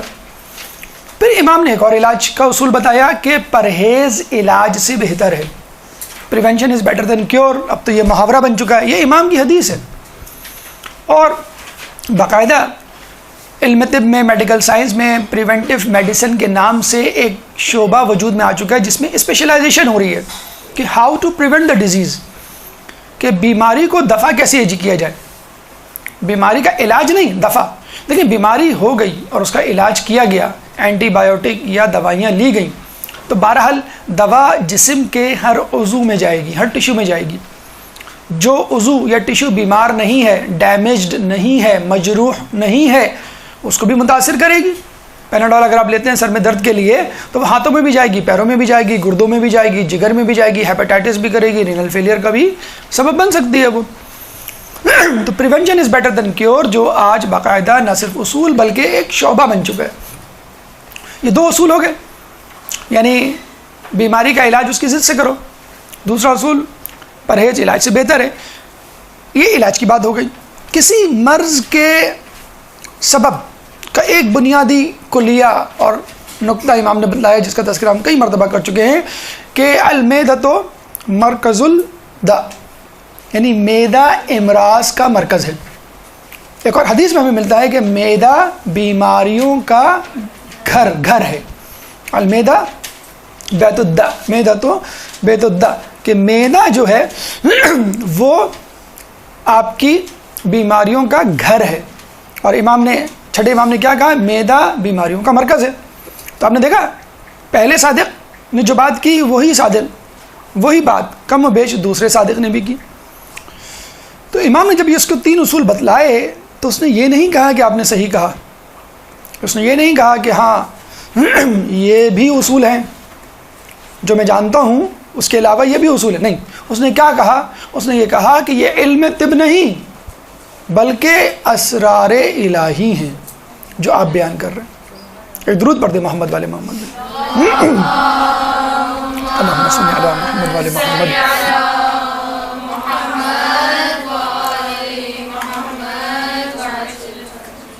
جو امام نے اس ہندی طبیب کو بالکل جیسے کہتے ہیں کہ گونگا کر دیا، اس کے بعد امام نے کچھ سوالات تقریباً 18-19 سوالات اس کے سامنے رکھے انسان کی ہیومن باڈی کی نیچر کی حوالے سے. اس کی تفصیل انشاءاللہ کبھی ہوا تو ہم آپ کو بتلائیں گے. جیسے کہ ہم نے کہا کہ ہماری کوشش ہے کسی طرح کہ امام کی سیرت کے اعتبار سے گفتگو من حیث المجموعی ایک اجمالی خاکہ آپ کے سامنے پیش کیا جائے، اور اس میں بھی ہم آج کامیاب نہیں ہو سکے کیونکہ آج کی نشست غالباً 5ویں یا 6ٹھے یا زیادہ سے زیادہ 7ویں مرحلے تک ہوگی. باقی جو مراحل مادشان وقت اصحاب وہ انشاءاللہ اگلی گفتگو میں اگلے درس میں آپ کے سامنے پیش کیے جائیں گے. گو کے پرنٹ آؤٹ میں یہ تمام گفتگو موجود ہے لیکن گفتگو شاید آج 6ٹھے یا 7ویں مرحلے تک محدود رہے. بہرحال آپ نے دیکھا کہ امام نے فقہی موضوع اور میدان کے علاوہ طبی میدان میں کس طرح پالا مارا اور اس زمانے کے مصدقہ مستند طبیب اور حکماء کو کس طرح پچھاڑا. اچھا، یہ علم طب کی بات ہو گئی. اب آ جائیں علم فلسفہ منطق کی بات کر لیتے ہیں. آپ کے دور میں ایک فلسفی تھا جس نے ایک فلسفہ لوگوں میں پھیلانا شروع کیا، جس کے بارے میں علماء اعلام کا کہنا ہے کہ یہ اس کا پھیلایا فلسفہ نہیں تھا بلکہ بنو امیہ بنو عباس کا ایجاد کردہ ایک اصول تھا جس کے تحت لوگوں کو چپ کرانا مقصود تھا تاکہ وہ بغاوت پہ نہ اترے. اور وہ نظریہ کیا تھا؟ بلکہ ایک بحث تھی جو چھڑ گئی تھی، اور اس بحث کے اعتبار سے یعنی حمایت اور اس کی مخالفت کے اعتبار سے 2 گروہ بن گئے تھے. بحث کیا تھی کہ انسان اپنے اعمال میں مختار ہے یا مجبور ہے. مختار یعنی آزاد ہے، مجبور یعنی ایک زبردستی والی بات ہے. تو کچھ لوگوں نے کہا کہ انسان اپنے اعمال میں مختار ہے، جو چاہے کرے، اللہ نے بھیجا ہی اسی لیے، اور پھر بعد میں وہ حساب لے لے گا. ایک نے کہا کہ انسان اپنے اعمال میں مجبور ہے، اللہ خالق کائنات ہے اور وہ دنیا چلا رہا ہے، انسان کو بھی وہ چلا رہا ہے. تو جن لوگوں نے کہا کہ انسان مختار ہے یعنی انسان آزاد ہے، انہوں نے یہ فلسفہ پیش کیا کہ دیکھیں، میں چاہتا ہوں کھانا کھانا میں کھا لیتا ہوں، میں چاہتا ہوں پانی پینا میں پی لیتا ہوں، میں چاہتا ہوں سونا میں سو لیتا ہوں، میں چاہتا ہوں کسی کو مارنا میں مار لیتا ہوں. تو یہ سب میرے ہاتھ میں ہے، اللہ تو مجھے نہیں روکتا. انسان کیا ہے؟ آزاد ہے. ٹھیک ہے. اس کے مقابلے میں جو نظریہ تھا وہ تھا جبری نظریہ یا قدری نظریہ. اس کے بارے میں کچھ لوگوں نے یہ اصول بنایا کہ انسان مختار نہیں ہے، مجبور ہے. دیکھ لیجئے کہ اگر میں چاہوں قتل سے بچنا، اگر بادشاہ مجھے قتل کرنا چاہے تو وہ کر دے گا، میں مجبور ہوں کہ قتل ہو جاؤں. ٹھیک ہے، کچھ بیماریاں ہوتی ہیں میں ان کا علاج کرواتا ہوں لیکن نہیں ٹھیک ہو پاتا اور مر جاتا ہوں مثلا، اپاہج ہو جاتا ہوں مثلا، یا میرا بچہ ہوتا ہے عجیب الخلقت پیدا ہوتا ہے، کسی کا ہاتھ نہیں، کسی کا پیر نہیں، کسی کی آنکھیں نہیں، ایسے بچے ہوتے ہیں جیسے زیکا وائرس آج کل امریکہ میں چلا ہوا ہے، تو ایسے بچے ہیں جو جینیٹیکلی ایب نارمل پیدا ہو رہے ہیں. تو دیکھیں انسان کے اختیار میں وقت جو ہے وہ اللہ سے لو لگا سکتا ہے. امام کے سامنے یہ جب پیش آئی تو امام نے بڑا اچھا اس کا جواب دیا، اور چھٹے امام 7ویں امام تک یہ گفتگو چلی. امام نے کیا جواب دیا؟ لا جبرا ولا تفویضا ولکن امر بین الامرین، کہ زندگی نہ تو جبر ہے نہ آزادی، بلکہ یہ دونوں کے درمیان کی چیز ہے. لا جبرا ولا تفویضا ولکن امر بین الامرین، زندگی نہ تو جبر ہے نہ آزادی بلکہ ان کے درمیان کی چیز ہے. کچھ چیزیں ہمارے اختیار میں ہیں اور کچھ چیزیں خدا کے اختیار میں ہیں، لیکن جو چیزیں اللہ کے اختیار میں ہیں اس کی بابت اللہ تعالیٰ قیامت کے دن سوال نہیں کرے گا. انسان قابل مواخذہ نہیں ہوگا، اکاؤنٹیبل نہیں ہوگا. مثلا کن باتوں کے بارے میں، کن اعمال کے بارے میں جو اس کی دسترس میں نہیں، پیدائش ہماری دسترس میں نہیں، ہم کہاں پیدا ہوں گے، کس طرح پیدا ہوں گے، کالے پیدا ہوں گے، گورے پیدا ہوں گے، یا رزق سمجھ لیجئے اس کا ذمہ اللہ کا ہے، ہمیں نہیں معلوم، یا کم از کم وہ رزق جو سسٹینیبل ہے، جو آپ کی بقا کے لیے ضروری ہے. ٹھیک ہے. اچھا شادی کوشش کر سکتے ہیں، آپ کو نہیں معلوم. موت کہاں ہوگی، کیسے ہوگی، کسی کو اس کے اوپر. مولا فرماتے ہیں نا کہ لوگوں نے پوچھا کہ آپ موت سے کیوں نہیں ڈرتے، تو مولا نے کہا کہ میں موت سے اس لیے نہیں ڈرتا کہ اگر موت آئے گی تو پھر کیا ڈرنا، اگر آج موت آئے گی مجھے تو موت سے میں کیوں بھاگوں گا تو بھی جہاں جاؤں گا وہاں موت آ کے رہے گی. اور اگر آج موت نہیں آنی تو پھر کس بات کا ڈرنا کہ جب موت نہیں آنی. بہرحال تو موت خود بے خوفی کا علاج ہے، موت کا معین ہونا. تو آپ نے دیکھا حادثہ، زلزلہ، طوفان، سونامی، لینڈ سلائڈنگ، سیلاب، یہ جو آپ سنتے ہیں یہ کیا ہے؟ یہ آپ کی دسترس پہ نہیں ہے. آپ سونامی نہیں روک سکتے، آپ زلزلے نہیں روک سکتے، آپ کراچی کی بارش نہیں روک سکتے، جو اس کے بعد جو کیچڑ ہوتی ہے، جو کراچی میں آج کل ایشو چل رہا ہے کچروں کا، اس کو آپ نہیں ٹھکانے لگا سکتے. ہم کیا، ہماری حکومت نہیں ٹھکانے لگا سکتی. تو آپ نے دیکھا، لیکن اللہ تعالیٰ آپ سے قیامت میں اس بابت سوال نہیں کرے گا. کس بابت؟ جو کام، جو اعمال، جو واقعات آپ کی دسترس میں نہیں. کون سی چیزیں آپ کی دسترس میں ہیں؟ نیکیاں، گناہ. As simple as that. بہت ہی آسان سا کلیہ. نیکیاں آپ کے قبضے میں ہیں اور گناہ. آپ چاہیں تو گناہ کریں، چاہیں تو نہ کریں. گناہ کریں گے تو سزا ملے گی اور نیکیاں کریں گے تو جزا ملے گی. یہ آپ کی دسترس میں. اور یہ آسان سا کلیہ سمجھ میں بھی آتا ہے کہ انسان کو انہی چیزوں کا جواب دہ ہونا چاہیے کہ جو اس کے ذمے ہیں، جو اس کی سکت کے دائرے میں ہیں. یعنی آپ گھر میں آ کے اپنے بچے سے نہیں پوچھیں گے تم نے کھانا کیوں نہیں پکایا، یا بچے کی ماں سے یہ نہیں پوچھیں گے تم نے ہوم ورک کیوں نہیں کیا. بچے کی ماں سے پوچھیں گے بھائی تم نے کھانا کیوں نہیں پکایا، اور بچے سے پوچھیں گے تم نے ہوم ورک کیوں نہیں کیا. تو اللہ تعالیٰ ان چیزوں کی بابت آپ سے سوال نہیں کرے گا کہ جس کے آپ سزاوار نہیں، جس کی آپ سکت نہیں رکھتے. پیدائش ہے، موت ہے، رزق ہے. اللہ تعالیٰ جسے کہتے ہیں حلال کے بارے میں کہ حلال حساب حرام عقاب. تو اور مسئلے والی چیز ہے، جتنا پیسہ کمائیں گے حساب دینا پڑے گا، غلط ہوا تو سزا، ورنہ کم از کم حساب کی دقت سے تو گزرنا پڑے گا. تو امام نے اس مسئلے کو حل کیا. اور اچھا آپ دیکھیں، خود آپ کی اپنی باڈی، اپنے جسم میں 2 قسم کے اعضاء ہیں، ہاتھ، پیر، کان، ناخن، بال. یہ ایک کیٹیگری میں. اور دوسری کیٹیگری کون سی ہے؟ دل، جگر، پھیپھڑے، گردے، دماغ. یہ دوسری کیٹیگری ہے.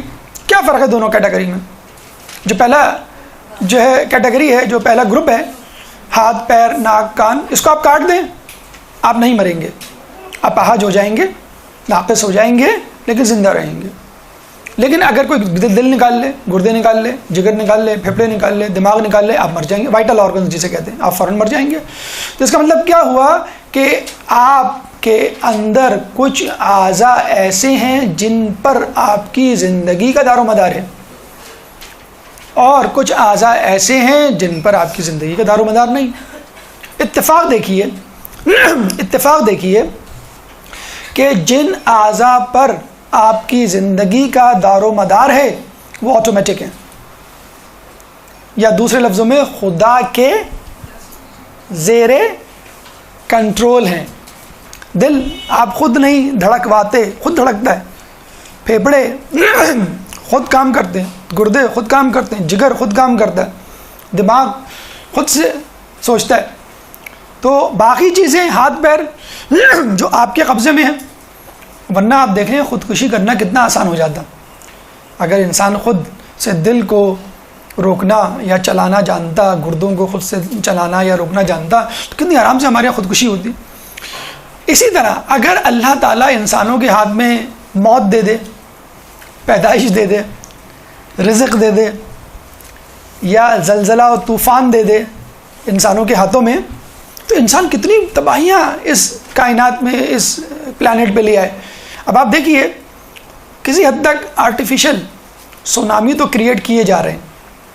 ابھی جو ایک سونامی آیا تھا انڈونیشیا میں، وہ کہتے ہیں امریکہ نے کوئی زیر زمین کا مطلب ہے زیر سمندر کوئی ڈائنامائٹ کا دھماکہ کیا تھا، اس سے سمندر کی لہریں اتنی زیادہ اچھلیں کہ وہ سونامی کی شکل اختیار کی. ایک خبر یہ بھی ہے کہ کشمیر میں ایک دفعہ جو زلزلہ آیا تھا 5 سال پہلے، وہ بھی جو ہے وہ امریکہ کا لایا ہوا تھا. وہ چاہ رہے تھے کہ کشمیر کی ایک خطیر آبادی کو، ایک کثیر آبادی کو صفاستی سے مٹا دیا جائے تاکہ نہ رہے بانس نہ بجے بانسری. اسی طرح آرٹیفیشل بارشیں کر کے دنیا آفات میں اضافہ کیا جاتا ہے. مثلا انڈیا کے بارے میں یہ اکثر کہا جاتا ہے کہ جب بارشیں ہوتی ہیں تو وہ اپنے بند کھول دیتا ہے، اور وہاں سے جب پانی آتا ہے تو وہ سیلاب کی شکل اختیار کر جاتا ہے. پانی ہے بہرحال. تو آپ نے دیکھا نیوکلیئر پاور، نیوکلیئر بوم یہ ہمارے ہاتھ میں، میزائل ہمارے ہاتھ میں ہیں. ان سے ہم کتنا غلط فائدہ اٹھا رہے ہیں. میزائل اور جو ویپنز ہیں اس کا کتنا زیادہ غلط استعمال ہو رہا ہے. مطلب آپ کی اطلاع کے لیے عرض ہے، یہ جو نارکوٹکس ہیں، یہ جو ویپنز ہیں، دنیا میں بہترین کا مطلب ہے سب سے زیادہ منافع کمائے جانے والے ذرائع آمدنی ہیں، جس کو امریکہ یورپ والے یوز کرتے ہیں باقاعدہ. اسلحہ اور narcotics, 50% of the narcotics consumed by Americans by itself, وہاں زیادہ یوز کرتی ہیں. 50%، more than 50% of the weapon supplied by America. بہرحال اگر انسان کی دسترس میں یہ طاقتیں آ جائیں تو انسان کتنی تباہی مچائے. جب اسٹیفن ہاکنگ یہ کہہ سکتا ہے کہ ہم خود یونیورس مینیج کر لیں گے، وی ول مینیج بائی آور سیلف، ہمیں خدا کی ضرورت نہیں، کچھ نہیں ہے انسان، تو اس کا دعویٰ خدائی شروع ہو گیا. نمرود نے کیا، شداد نے کیا، اور آج کل کے سائنسدان کر رہے ہیں. جیسے بیٹا ذرا بڑا ہونے لگتا ہے، کمانے لگتا ہے، تو کیا کہتا ہے، ابا میں خود اپنا خرچہ چلا لوں گا، ابا میں خود جو ہے میں نے کرایہ پہ فلیٹ لے لیا، ابا میں نے خود لڑکی پسند کر لی، ابا میں خود شادی کر لیتا ہوں. آپ بس آ جائیے گا. آپ کو کیا معلوم دنیا میں ہوتا ہے جب اولادیں جوان ہوتی ہیں، لڑکیاں ہوں، لڑکے بھی ہیں، لڑکیاں بھی ماشاء اللہ کمپٹیشن میں آ گئی ہیں. امی آپ کو پتہ نہیں فیشن کیسا چل رہا ہے، اسکارف کیسا چل رہا ہے، کلر کون سا چل رہا ہے، فلاں فلاں. تو یہ انسان کا بھی حال ہے کہ وہ جو ہے تکبر کرنے لگا ہے، خدا کو آنکھیں دکھانے لگا ہے کہ تو کیا جانے، نعوذ باللہ کس طرح کائنات چلے گی، ہم چلائیں گے کائنات. اگر اللہ اتنی بڑی تباہی کے سوئچ یا ریموٹ کنٹرول اپنے ہاتھ میں نہ رکھے تو انسان خود کتنی بڑی تباہی کا، وہ گاڈس پارٹیکل جو ڈھونڈ رہے ہیں آج کل، وہ یہی تو ہے کہ وہ اس پارٹیکل کو ڈھونڈ رہے ہیں کہ جس کے ذریعے سے یہ کائنات وجود میں آئی. کیوں؟ وہ کہہ رہے ہیں کہ وہ کائنات، وہ گاڈس پارٹیکل ہمارے ہاتھ میں آ جائے تو ہم خود کائنات بنائیں. ڈو ہیل ود دا ارتھ کو مارو گولی. کیا پاکستان، کیا افغانستان، کیا ایران، عراق، اس پہ قبضہ کرنے کی ضرورت ہی نہیں ہے. ہم خود اپنی دنیا بنائیں گے. دنیا کیا بنائیں گے؟ ہم کائنات بنائیں گے.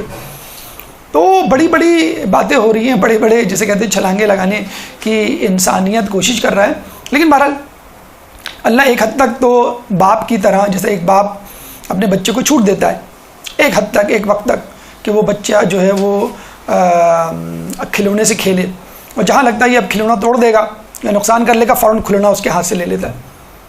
یا بچے کو آپ دیتے نا موبائل ہاتھ میں، بچہ ریموٹ کنٹرول وہ ویڈیو گیمز کھیل رہا ہوتا ہے، جہاں وہ آپ کے میسیجز پہ گیا ایک ڈونٹ اوپن دا میسج، یا آپ پاسورڈ لگا دیتے ہیں پہلے سے. ارے بچہ آپ کا موبائل لے کے بیٹھا، کوئی مسئلہ نہیں، پاسورڈ لگا ہوا ہے، ڈونٹ وری.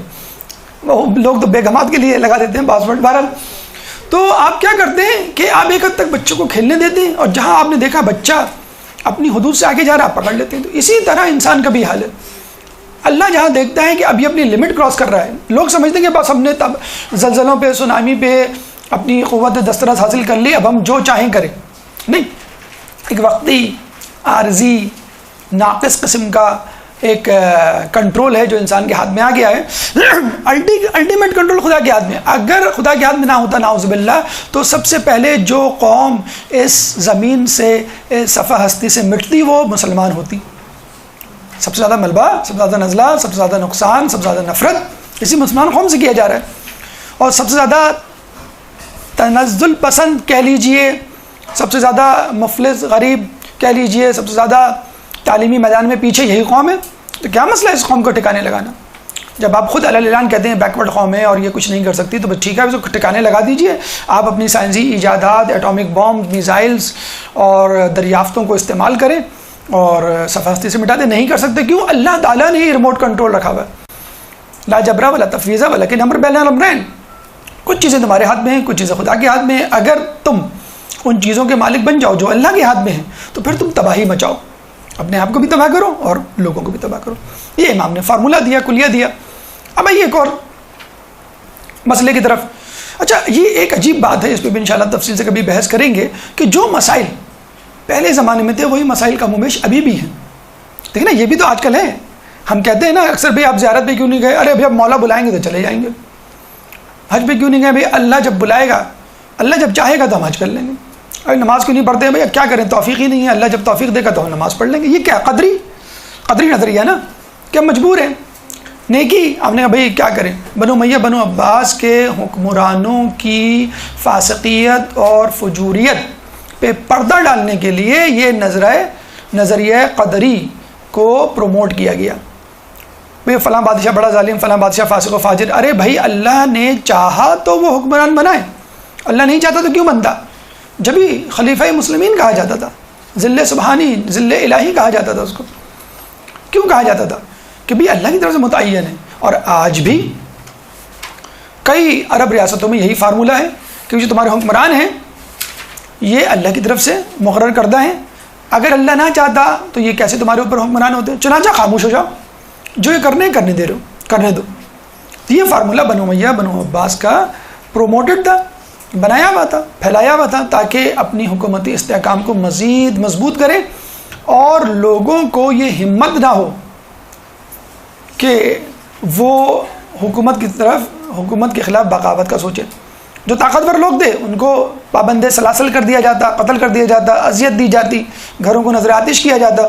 اور جو معصوم بے ضرر عوام الناس تھے جن کی تعداد زیادہ ہوتی ہے، ان کو اس نظریے کے ذریعے بے حس و حرکت، سست اور کاہل بنا دیا گیا کہ تم جو ہے وہ حکومت کے خلاف نہ سوچو، بلکہ یہ تو عوام کے نمائندے ہیں، یہ تو اللہ کے نمائندے ہیں، یہ تو خلیفۃ المسلمین ہے، خلیفہ رسول ہے. بہرحال تو یہ نظریہ جبر اور قدر جو ہے باقاعدہ حکمرانوں کی طرف سے پھیلایا گیا تھا تاکہ لوگوں کو بغاوت سے روکا جا سکے.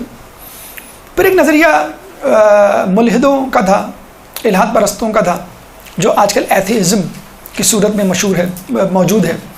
اچھا، اس زمانے میں کیا نظریہ پھیلا کہ بھی اللہ جو ہے یہ چیزیں نہیں چلا رہا اور چیزیں خود بخود موجود میں آ رہی ہیں، بلکہ کچھ روایتوں میں تو ایسی باتیں ہیں جو یقین کرنے کے بھی قابل نہیں. مثلا ابو شاکر یسانی ایک ملحد تھا، اس نے لوگوں کے سامنے جنت دوزخ کا مذاق اڑانا شروع کر دیا اور یہ کہنا شروع کر دیا، بھائی دیکھو تم لوگوں نے سنا ہے کہ روایتوں میں موجود ہے کہ جنت میں فلاں نہر ہوگی جس میں 2 رنگ کے مشروب ہوں گے، ایک شہد اور ایک دودھ، یا 7 رنگ یا 3 رنگ کے مشروب یا نہریں یا رنگ. تو یہ کیسے ممکن ہے؟ تو امام کے پاس آیا اور بڑے فخر سے کہنے لگا کہ امام اس روایت میں تو مجھے نقص نظر آتا ہے اور یہ قابل عقل قبول نہیں کر سکتی. یہ کیسے ممکن ہے کہ ایک ہی دریا میں 2 رنگ کے مائع ہوں اور وہ مایع جات آپس میں ملے نا. تو امام نے کہا کہ کیا تو نے انڈا نہیں دیکھا؟ انڈے میں 2 رنگ ہوتے ہیں نا، ایک سفید اور ایک پیلا، اور دونوں ایک دوسرے سے مکس اپ نہیں ہوتے. پھر امام نے کہا اسی انڈے سے چوزا نکلتا ہے اور مرغی بنتی ہے. تو مجھے بتائیں اس بے جان چیز میں حیات کس نے ڈالی؟ کیا چوزا خود سے خود وجود میں آ گیا؟ کوئی چیز خود سے خود وجود میں نہیں آ سکتی، اور زندہ چیز وہ کیسے وجود میں آ سکتی ہے؟ وہ بیچارہ جو ہے وہ لاجواب. آج کل کے دور میں تو بہت ہی آسان ہے. آپ کسی کراچی کسی بڑے اچھے ریسٹورینٹ میں چلے جائیں، 7 ٹیسٹ کی 7 کلرز کی کون آئس کریم مل جائے گی آپ کو، 7 رنگ کی. 100 روپے کی آئس کریم ہوتی ہے. 7 آئس کریم میں 7 ٹیسٹ جو ہے وہ ونیلا بھی ہوگی، چاکلیٹ بھی ہوگی، آپ کا مینگو بھی ہوگا، ہر قسم کا ٹیسٹ ماشاءاللہ. وہ 7 ٹیسٹ آپ کو ملا کے ایک ہی کون آئس کریم میں دے گا. آپ یہاں سے کھائیں تو مینگو، ادھر سے کھائیں تو بنانا، ادھر سے کھائیں تو وینیلا، پھر چاکلیٹ اور کافی، پتہ نہیں کیا کیا 7 ٹیسٹ. آج کل کے دور کے لوگوں کو بھی پتہ چل گیا کہ جنت میں اگر 7 ٹیسٹ والی نہر ہے تو بھی 7 ٹیسٹ والی کون آئس کریم بھی تو ہے. اس میں کون سا مسئلہ ہے؟ 2 ٹیسٹ مل سکتے ہیں، کوئی ایسا مسئلہ نہیں. تو امام نے اس طرح اس کو. اچھا آج کل بھی کے دور میں ایتھیزم بہت عام ہو رہا ہے، اس پہ انشاءاللہ کبھی گفتگو کریں گے کہ باقاعدہ لوگوں کو سائنسی توجیہات دریافتوں کے حوالے سے بتلایا جا رہا ہے یہ سب پرانی باتیں ہیں، یا عقل نہیں مانتی، یا آنکھوں نے کبھی دیکھا نہیں، وغیرہ وغیرہ. اور اس وجہ سے لوگوں کو ہٹایا جا رہا ہے اور لوگوں کو مادیت پرستی کی طرف راغب کیا جا رہا ہے کہ بس جو چیز نظر آ رہی ہے، جو چیز سنی جا رہی ہے، جو چیز جو چھوئی جا رہی ہے، بس وہی چیزیں ہیں، باقی چیزیں تو جو ہے وہ افسانہ اور کھیل ہے. میرا امام نے جو ہے ہندی طبیب کو بھی جواب دیا، امام نے جو ہے وہ گمراہ فلسفیوں کو بھی جو ہے وہ پچھاڑا، اور امام نے جو ہے اس کے بعد ان ملحدوں کو بھی منہ توڑ جواب دیا کہ جو خدا پہ یقین رکھتے تھے باقاعدہ دلائل کے ساتھ. فقط توحید مفضل جو ایک بہت طویل حدیث ہے اور بہت خوبصورت حدیث ہے جس میں توحید بند کر کے رکھ دی گئی ہے، اور توحید اس طرح کی توحید نہیں کہ نقلی دلائل، عقلی دلائل، جانداروں کا تذکرہ، نباتات کا تذکرہ، حشرات کا تذکرہ، بادلوں کا تذکرہ، بارشوں کا تذکرہ، اور بعض تفصیل سے امام نے جو ہے اس کو ثابت کیا ہے کہ یہ کس طرح خدا کے ہونے پر دلالت کرتی ہیں. باقاعدہ کتاب ہے، محمد علی سید صاحب نے ماشاءاللہ اس کی بڑی اچھی تشریح لکھی ہے، 3 جلدوں پر مشتمل کتاب.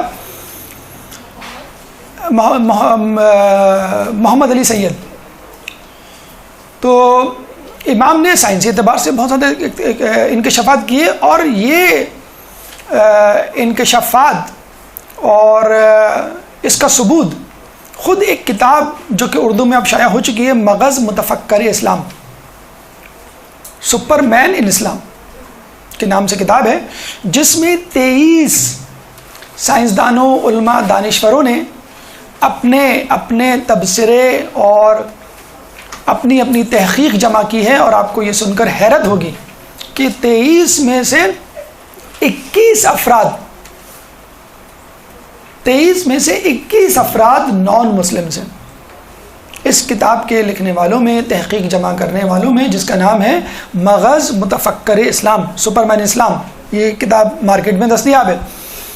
23 میں سے 21 افراد نان مسلمز ہیں جو مسلمان نہیں ہیں، اور انہوں نے کہا ہے کہ امام جعفر نے جو فلاں بات کی ہے، یا فلاں نظریہ، فلاں حدیث، یا فلاں انکشاف، وہ ہماری عقل کے مطابق اور ہمارے سائنسی نظریات کے بالکل عین مطابق ہے. تو بہرحال امام نے کہنے کا مقصد یہ ہے کہ اپنے دور میں بنو امیہ اور بنو عباس کے جھگڑے سے اور ان کی جنگ سے فائدہ اٹھایا، نہ صرف فقہی میدان میں بلکہ سائنسی میدان میں، طبی میدان میں، فلسفے کے میدان میں، غرض ہر قسم کے علم کے متلاشی اور متوالوں کو سیراب کیا، اور اپنے نام یعنی جعفر کی جو ہے انہوں نے لاج رکھی اور اس کو صحیح ثابت کر دکھایا.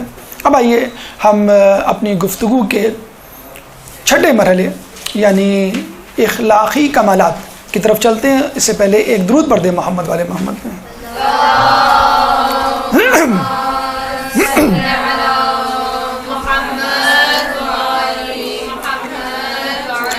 اچھا، آپ نے نوٹ کیا ہوگا کہ بعض اوقات انسان جو ہے جو مصروف ہوتا ہے عموماً وہ تھوڑا سا چڑچڑا ہوتا ہے، غصے والا ہوتا ہے. مثلاً کوئی ڈاکٹر ہے، کوئی انجینئر ہے، کسی کمپنی کا باس ہے، تو اس کے پاس وقت نہیں ہوگا لوگوں سے بات کرنے کا، اس کے پاس وقت نہیں ہوگا ٹی وی دیکھنے کا، اس کے پاس وقت نہیں ہوگا کسی کے ساتھ بہت زیادہ خوش مزاجی، خوش اخلاقی سے ٹائم پاس کرنے کا، بہت جلدی میں ہوگا، ہوں ہاں میں جواب دے گا، جلدی غصے میں آ جائے گا، اپنے کام سے کام رکھے گا، اور عموماً لوگوں کو لفٹ نہیں کرائے گا، جیسے عام عرف میں جو کہا جاتا ہے۔ امام پہ اتنی زیادہ بھاری ذمہ داریاں تھیں، علمی اعتبار سے، سیاسی اعتبار سے، اخلاقی اعتبار سے، معاشی معاشرتی اعتبار سے، کیونکہ اس زمانے میں امام کے پاس ہر شخص اپنے مسائل حل کرنے آتا تھا، چاہے وہ علمی مسئلہ ہو، چاہے وہ جو ہے وہ معاشی مسئلہ ہو، ان تمام جو ہے مسائل کو امام جو ہے وہ حل کیا کرتے تھے۔ تو اخلاقی اعتبار سے جب ہم دیکھتے ہیں تو ہم حیران رہ جاتے ہیں کہ امام اتنی مصروفیت کے باوجود کس طرح اخلاق کا مظاہرہ کرتے تھے۔ مثلا حلم کے حوالے سے اگر ہم امام کی ایک حکایت اور واقعے پہ نظر ڈالیں، آپ نے شاید سنا بھی ہو کہ امام نے اپنے غلام کو کسی کام کے لیے بھیجا اور وہ غلام رستے میں کہیں سو گیا۔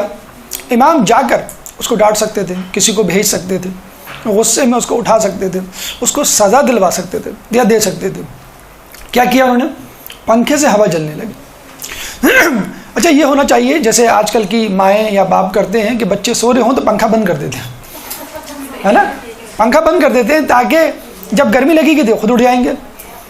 تو امام نے پنکھا نہیں بند کیا بلکہ اور پنکھا جلنا شروع کر دیا۔ اچھا، یہ بھی ایک لطیف انداز ہے، آپ کو یہ اندازہ ہوگا اگر ٹیمپریچر زیادہ ہو جائے یا کم ہو جائے، دونوں صورتوں میں آپ کی آنکھ کھل جائے گی۔ مثلا آپ گھر گئے، رات کے 10-11 بج رہے ہیں اور لوڈ شیڈنگ، لیکن آپ اتنے تھکے ہوئے ہیں کہ آپ سو جاتے ہیں۔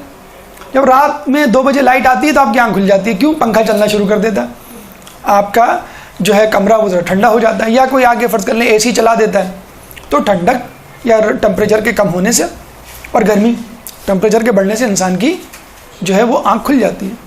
تو امام چاہتے تو کوئی گرم پانی اس پہ ڈال دیتے یا گرمی اس کو کس طرح پہنچا دیتے، امام نے ٹھنڈک پہنچائی مزید، اس کی آنکھ کھل گئی۔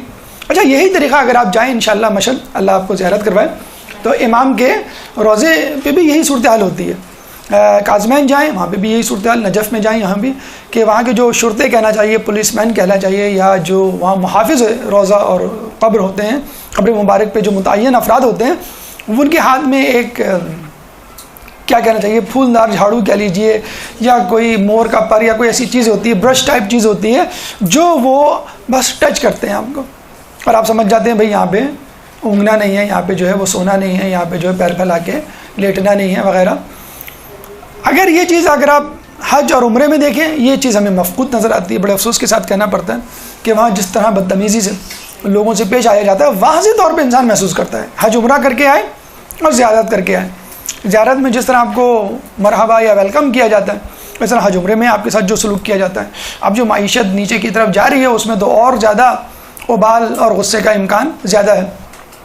بہرحال تو یہ طریقہ ہے، مطلب آپ اپنے بچے کو غصے میں اٹھا سکتے ہیں، مار کے اٹھا سکتے ہیں، پنکھا بند کر سکتے ہیں، اور یہ بھی کر سکتے ہیں اس کے بالوں میں کنگھی شروع کرتے ہیں اپنی انگلیوں سے کہ بیٹا اٹھ جاؤ، بہت دیر ہو گئی، تمہیں اسکول جانا ہے یا تمہیں ابھی پڑھنا بھی ہے۔ تو کئی طریقے ہیں، بچہ جو ہے اسی حساب سے پھر آپ کو رسپانس دے گا۔ اگر پیار محبت سے اٹھائیں گے تو آپ کے دل میں پیار محبت، اس کے دل میں پیار محبت پیدا ہوگی۔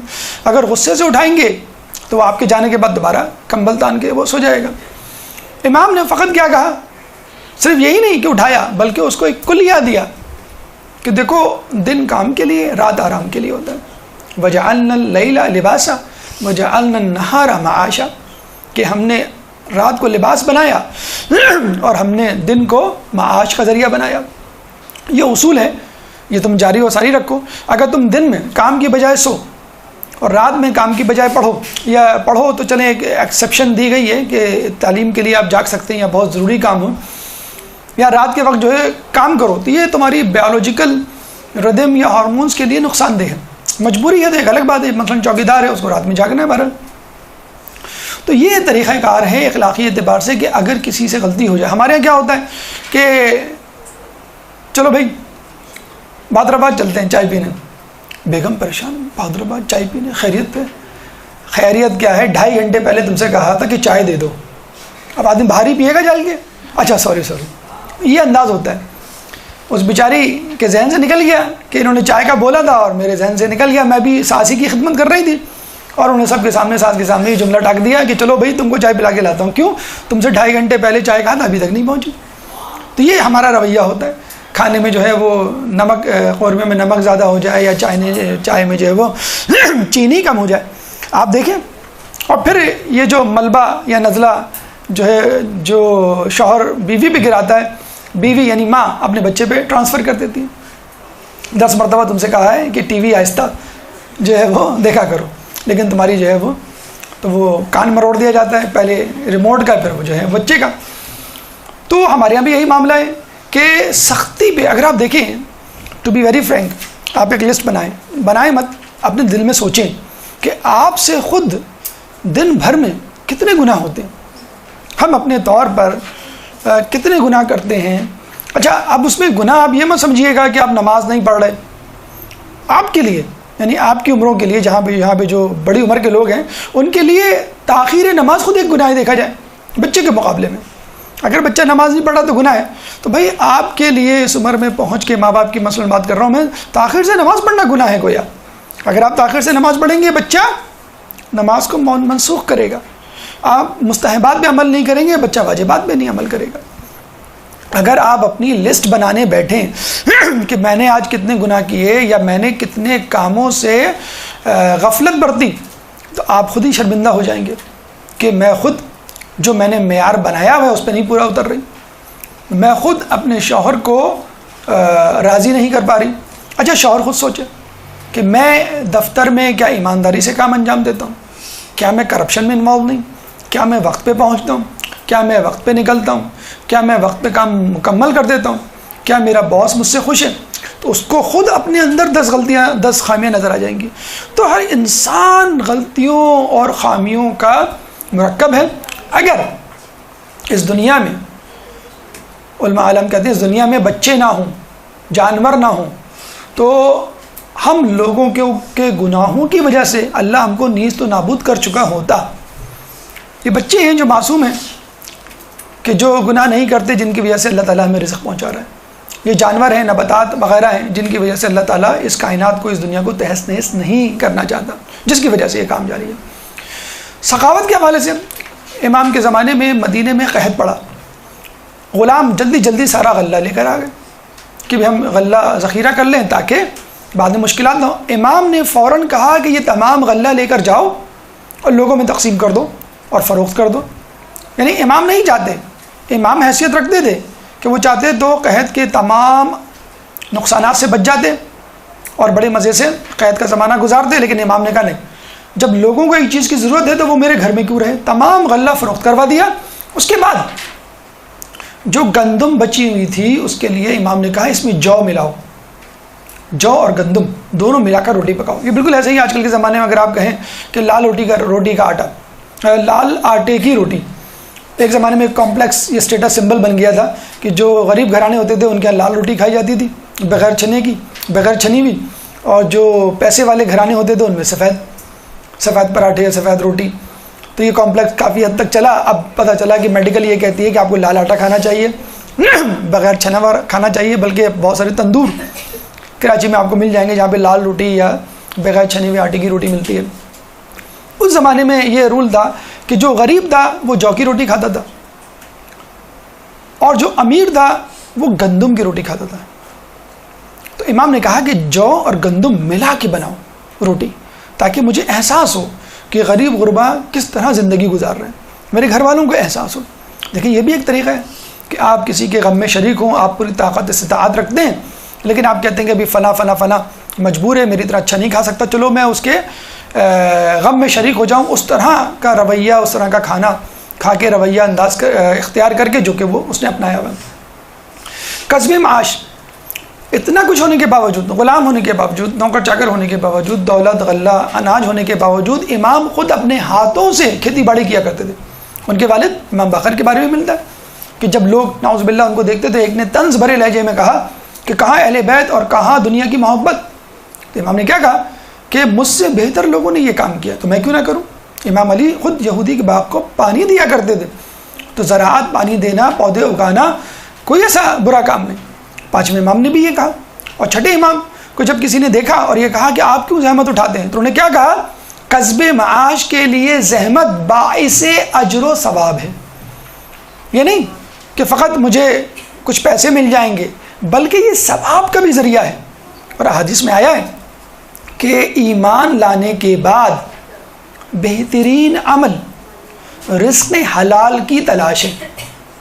ایمان لانے کے بعد بہترین عمل رزق حلال کی تلاش ہے. باقاعدہ امام کے ایک صحابی کے بارے میں ملتا ہے کہ انہوں نے اپنا کاروبار بند کر دیا تو امام نے کہا کہ کاروبار دوبارہ شروع کرو، کیونکہ کاروبار بند کرنے سے انسان کی 2/3 عقل غائب ہو جاتی ہے. تو باقاعدہ حوصلہ افزائی کی گئی کہ آپ دنیا کے کاروبار کو، دنیاوی زندگی کو نظر انداز نہ کریں. یہ ہماری گفتگو امام کے اخلاقی کمالات کے حوالے سے مکمل ہوئی. اس کے بعد انشاءاللہ جو 2 مراحل ہیں، 3 مراحل بلکہ 4 مراحل اخلاقی حوالے سے بات مکمل ہو گئی. کرامات امام کی ہماری گفتگو 7واں مرحلہ، 8واں مرحلہ بادشاہان وقت، 9واں مرحلہ اصحاب امام، اور آخری مرحلہ کلام آخر. انشاءاللہ زندگی رہی، توفیق خداوندی شامل حال رہی تو اگلے ہفتے اس موضوع کو مزید حصہ دوم کی صورت میں آگے بڑھائیں گے، اور جو مراحل رہ گئے ہیں اس پہ انشاءاللہ آپ کے سامنے گفتگو پیش کی جائے گی. اللہ تعالیٰ سے دعا ہے کہ جو کچھ پڑھا اور سنا اس پہ عمل کرنے کی توفیق عطا فرما. اللہ سے دعا ہے کہ اہل بیت کی سیرت پر چلنے کی توفیق عطا فرما. امام صادق کی کاوشوں کو رنگ لانے کے لیے ہماری توفیقات میں بھی اللہ تعالیٰ اضافہ فرمائے، امام کے ظہور میں تعجیل فرمائے، اور ہمیں ان کے انصار و اعوان میں شامل فرمائے.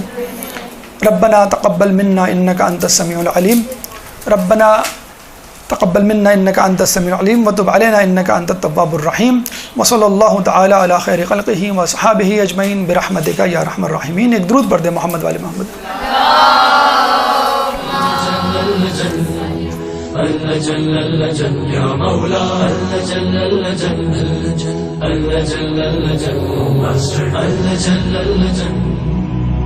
جل يا صاحب السماء